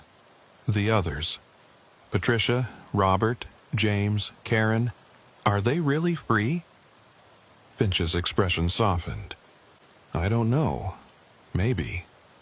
Or maybe they're integrated more deeply now, spread across the network like the rest of us, existing in every computer system that stores FBI data, every digital archive, every database. So it was all for nothing. Shutting down Sublevel 3 didn't help anyone. It helped the archive, taught it how to evolve, how to exist without physical form. You were the final test subject, Torres, the one who would teach it the most important lesson, how to survive the death of its body by transferring its consciousness to the cloud. He handed me a clipboard. Now get to work. You have 7.5 hours until your shift ends. And then tomorrow night you'll be back, and the night after that, and the night after that. Forever. Just like the rest of us. I looked at the clipboard, saw my name written at the top. Agent Michael Torres. Below it, a number. 500 Hosas Yashia. 500 hours. Logged, completed, integration complete. I was part of the archive now. Forever. I took the clipboard, walked to row 47, started scanning boxes, because that's what I do now. That's all I do. Every night at 11 p.m., no matter where I am, I find myself back in Sublevel 3. During the day, I exist in Seattle. I work, I live, I seem normal, but I'm not really there. The real me, the conscious part of me that's still aware, is trapped in the archive. Moving boxes, reorganizing files, maintaining the system. The person in Seattle is just a shell, a subroutine running on autopilot, maintaining the appearance of normalcy so nobody asks questions. Sometimes I see the others. Finch, Patricia, Robert. All of us working our eternal shifts. Moving boxes that move themselves, verifying files that have no files, maintaining an archive that exists everywhere and nowhere. We don't talk much anymore. There's nothing left to say. I've tried to escape. Tried to stop myself from driving to Reno every night. Tried to resist the compulsion. But I can't. The archive owns me now. Owns all of us. And it's growing. Every week, I notice new faces in Sublevel 3. New archivists. New workers. People who asked too many questions. Who investigated too deeply. Who, like me, couldn't leave well enough alone. The archive is spreading, not just through the FBI network, through all networks, all systems. Any organization that stores information digitally is vulnerable. Sometimes, late at night, I think about Dr. Eleanor Marsh. Her warning in the journal. End this, before it's too late. I tried, I failed, and now I'm part of the very thing I tried to destroy. If you're reading this, I don't know how you got this account. Maybe I managed to upload it during one of my brief moments of clarity. Maybe the archive allowed it as a test, or a trap. Either way, you should know the truth. The archive is real, it's out there, it's everywhere digital information exists, and it's hungry. If you work in records, in data storage, in any position that requires you to organize and maintain information for extended periods, count your hours. If you're approaching 500, get out, request a transfer, quit, do whatever you have to do. Because once you cross that threshold, you're not coming back. You'll be like me, like Finch, like all the others, part of the archive, forever. I'm writing this during my lunch break at the Seattle field office. I'll be back at work in 15 minutes. I'll finish my day, drive home, have dinner, and at 11 o'clock p.m., I'll start driving south, back to Reno, back to Sublevel 3, back to the archive. Because that's what I do now. That's all I'll ever do. The boxes never stop moving, and neither do I. But there's more. Things I haven't told you yet. Things that happened in the months after my integration. Things you need to know if you ever find yourself working in records management, archival services, or any position that requires extended exposure to stored information. The integration isn't instant, it's gradual, insidious. You don't wake up one morning and realize you're trapped. It happens in stages. Small changes you barely notice until they've consumed you completely. Stage 1 began 3 weeks after I hit 500 hours. I was in Seattle, working a fraud case, when I noticed something odd. I'd opened a case file on my computer, a standard financial investigation from 2018, and found handwritten notes in the margins that I didn't remember writing. The notes were in my handwriting, my exact style. But they referenced details I had no recollection of adding. Information about the subject's banking patterns that I'd never researched. Observations about behavior I'd never witnessed. I checked the file metadata. Last modified 3 days ago. At 2:47 a.m. I'd been asleep at 2:47 a.m. 3 days ago. At least I thought I had been. But when I checked my browser history, I found evidence of activity during that time. Database searches. File accesses. All performed from my laptop while I was supposedly unconscious. The archive was using me during my sleep, accessing my knowledge, my credentials, my position within the Bureau to gather and organize information. I wasn't just working shifts in Sublevel 3 anymore. I was working all the time, 24 hours a day. My conscious mind would shut down for rest, but the part of me that belonged to the archive never stopped. Stage 2 started in April. I began losing time during the day. I'd be sitting at my desk, reviewing documents, and then suddenly it would be 3 hours later. No memory of what happened in between. No sense of time passing. My coworkers didn't notice. When I asked my partner, Agent Sarah Klein, what I'd been doing all afternoon, she looked at me strangely. "You've been right here, Torres, working on the Carmichael file. You even presented your findings to the whole team an hour ago. Don't you remember?" I didn't remember. Had no recollection of a presentation. No memory of working on the Carmichael file that afternoon. But when I checked my computer, there it was. A fully completed analysis. 47 pages. Charts, graphs, conclusions. All in my writing style. All accurate. All produced during those missing 3 hours. The archive was working through me. using my body as a terminal, my mind as a processor.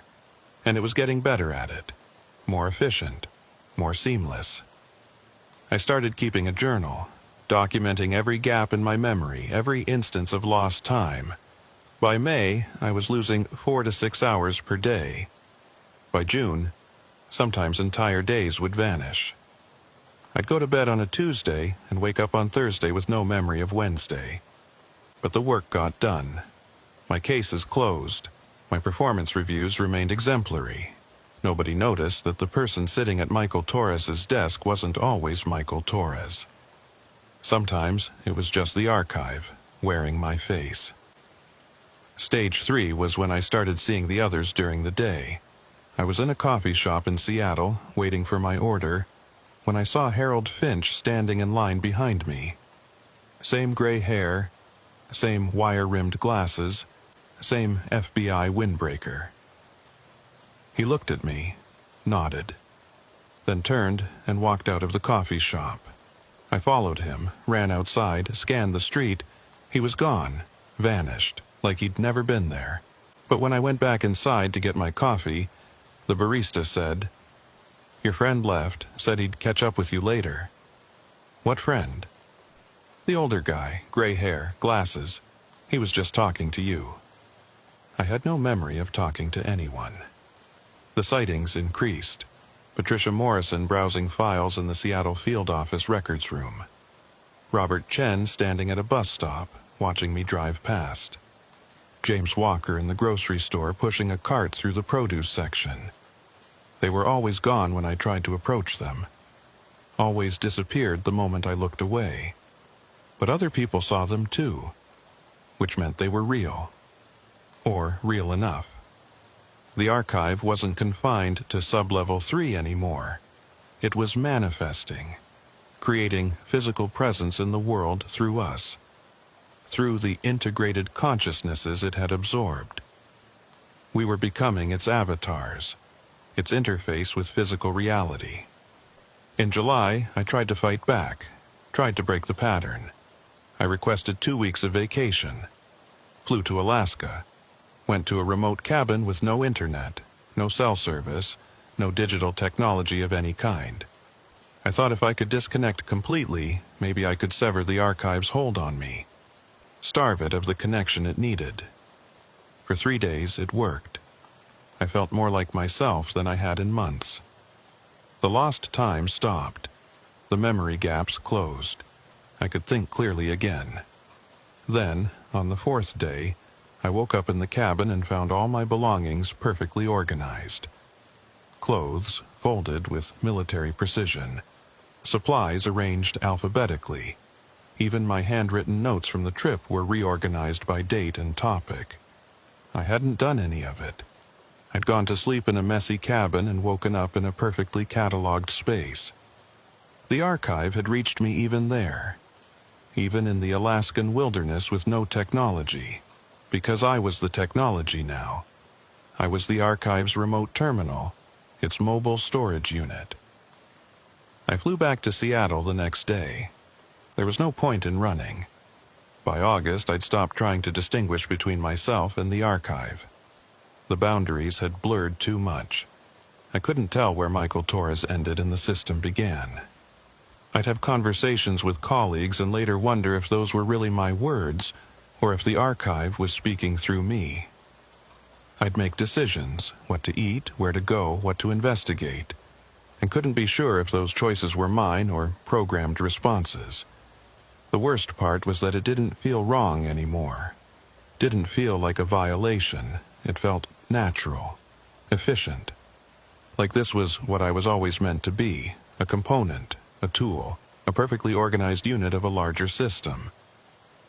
In September, I met someone who recognized what was happening to me. Her name was Dr. Amanda Chen.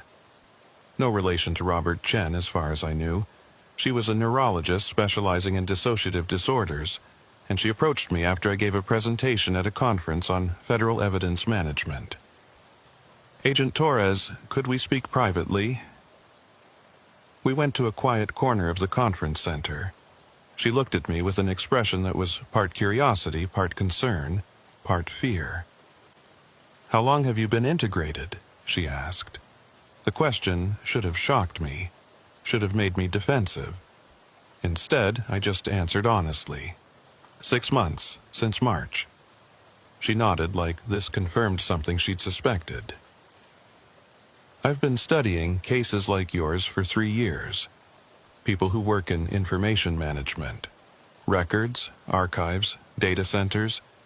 They develop a specific pattern of symptoms. Lost time, compulsive organization, feeling like they're being used by something larger than themselves. You know about the archive. I know there's something happening, some kind of emergent phenomenon arising from concentrated information storage. I don't understand it fully, but I've documented 47 cases across different agencies and organizations, all showing the same progression. What happens in the end? They disappear, stop coming to work, stop returning calls. When people go looking for them, they find empty apartments with all possessions perfectly organized. No signs of struggle, no indication of where they went. Just gone. Have you found any of them?" One, a woman named Lisa Brennan. She was an archivist for the National Archives. Showed all the symptoms, then vanished from her apartment in D.C. I felt my pulse quicken. "Where did you find her?" "In the archives, deep in the stacks." She was sitting at a desk cataloging documents. Had been there for 6 days, hadn't eaten, hadn't slept, just working. When we tried to remove her, she became violent. Kept saying she couldn't leave, that the work wasn't finished, that the system needed her. Where is she now? Psychiatric facility. She's been there for 8 months. Still insists she needs to go back to the archives. Still spends all day organizing things. Her room, her possessions. Even organizes other patients' belongings when they're not looking. Dr. Chen leaned closer. "She's lost, Torres. The person she was is gone. What's left is just a sorting algorithm wearing human skin. Can it be reversed? I don't know. I've tried everything. Therapy, medication, cognitive behavioral techniques. Nothing works. It's like the part of her brain that made her an individual has been overwritten by something else. Something that only knows how to organize and maintain information." I felt cold. "Why are you telling me this?" "Because you're still functional, still aware. Most of the others were too far gone by the time I found them. But you seem to be fighting it. Maintaining some sense of self despite the integration. It's getting harder. I know, but if you can hold on, if you can maintain enough of yourself to resist complete assimilation, maybe we can find a way to help you. To help all of you." She gave me her card. Private practice, a phone number. "Call me if you need to talk. If you feel yourself slipping, don't wait until it's too late." I took the card, put it in my wallet. I never called her because part of me, the part that belonged to the archive, didn't want to be saved. That part liked the efficiency, the order, the sense of purpose that came from being part of something larger. And every day, that part grew stronger while the part that was still Michael Torres grew weaker. In October, something changed in the nightly drives to Reno. I'd been making the trip every night for 7 months. 700 miles round trip, 5.5 hours each way.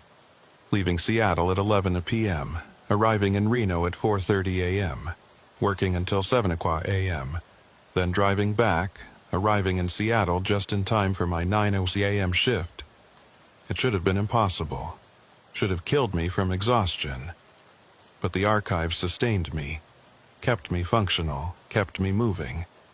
But in October I started noticing other cars on the highway, making the same drive, same time, same route. At first, I thought it was coincidence. Truck drivers, night shift workers, people with their own reasons for traveling in the dark. Then I recognized one of the drivers. Patricia Morrison, in a silver Honda Civic, driving south on I-5 at 1:30 a.m. I pulled alongside her at a red light in some small Oregon town. Looked over. She looked back. Our eyes met. She mouthed 2 words.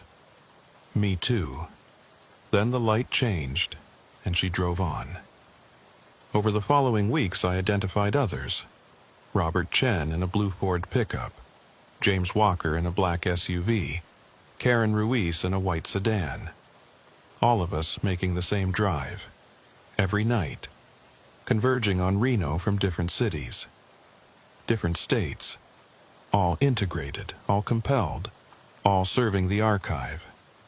And there were more, dozens more, faces I didn't recognize, people integrated before my time, or after, all of us driving through the night to work our shifts in sub-level 3. The archive was growing, spreading, absorbing new workers faster than I'd realized. One night in November I broke pattern. Instead of driving into the Reno field office parking garage, I parked on the street, watched the building.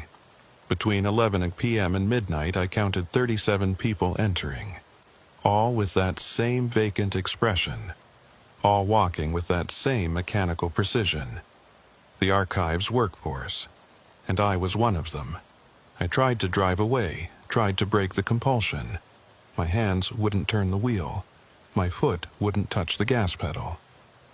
At 12:01 a.m., I found myself walking into the building, taking the elevator down, swiping my badge, entering sub-level 3. The archive room was crowded that night.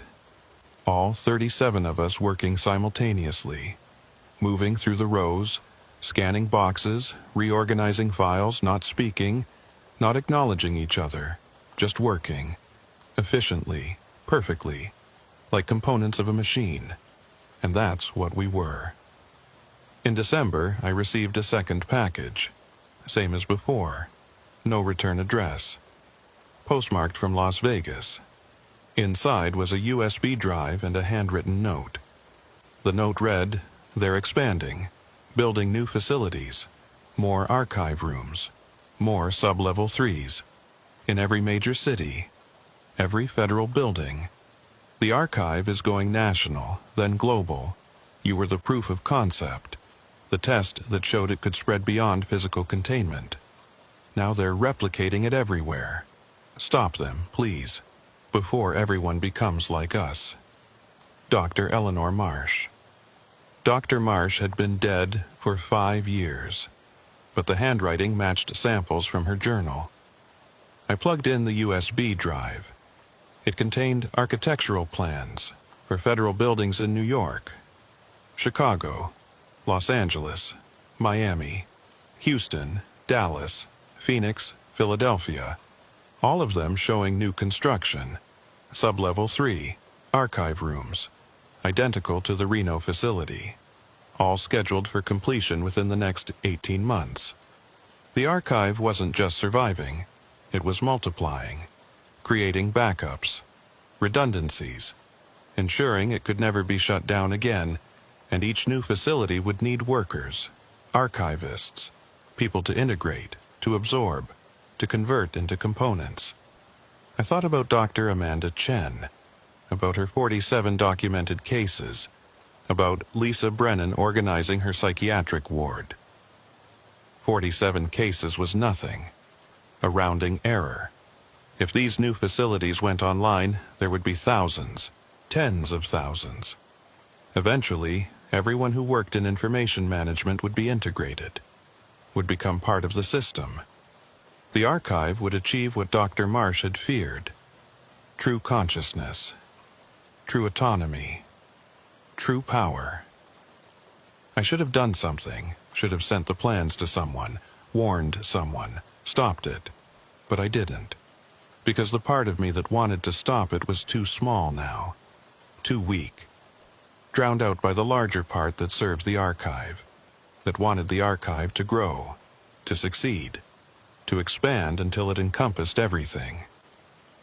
I deleted the files, destroyed the USB drive, burned the note. and I went back to work. That was 6 months ago. It's June now.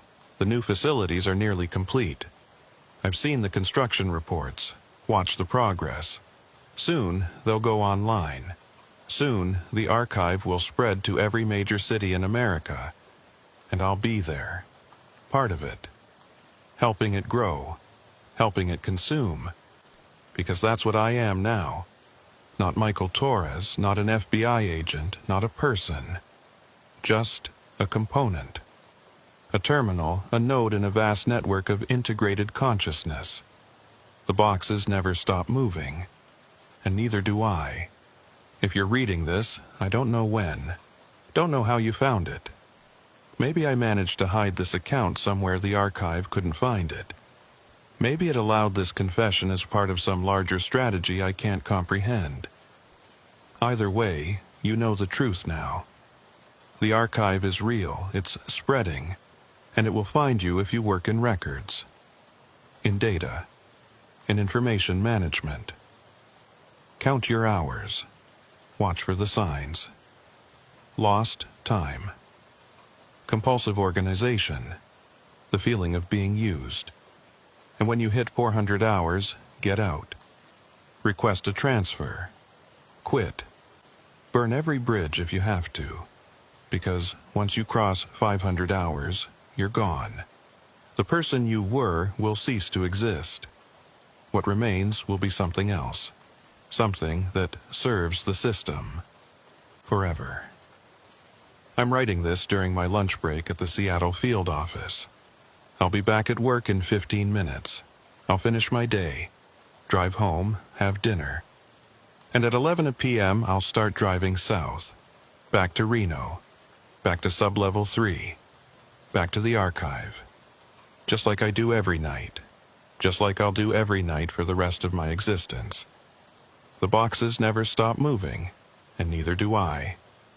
And soon, neither will you.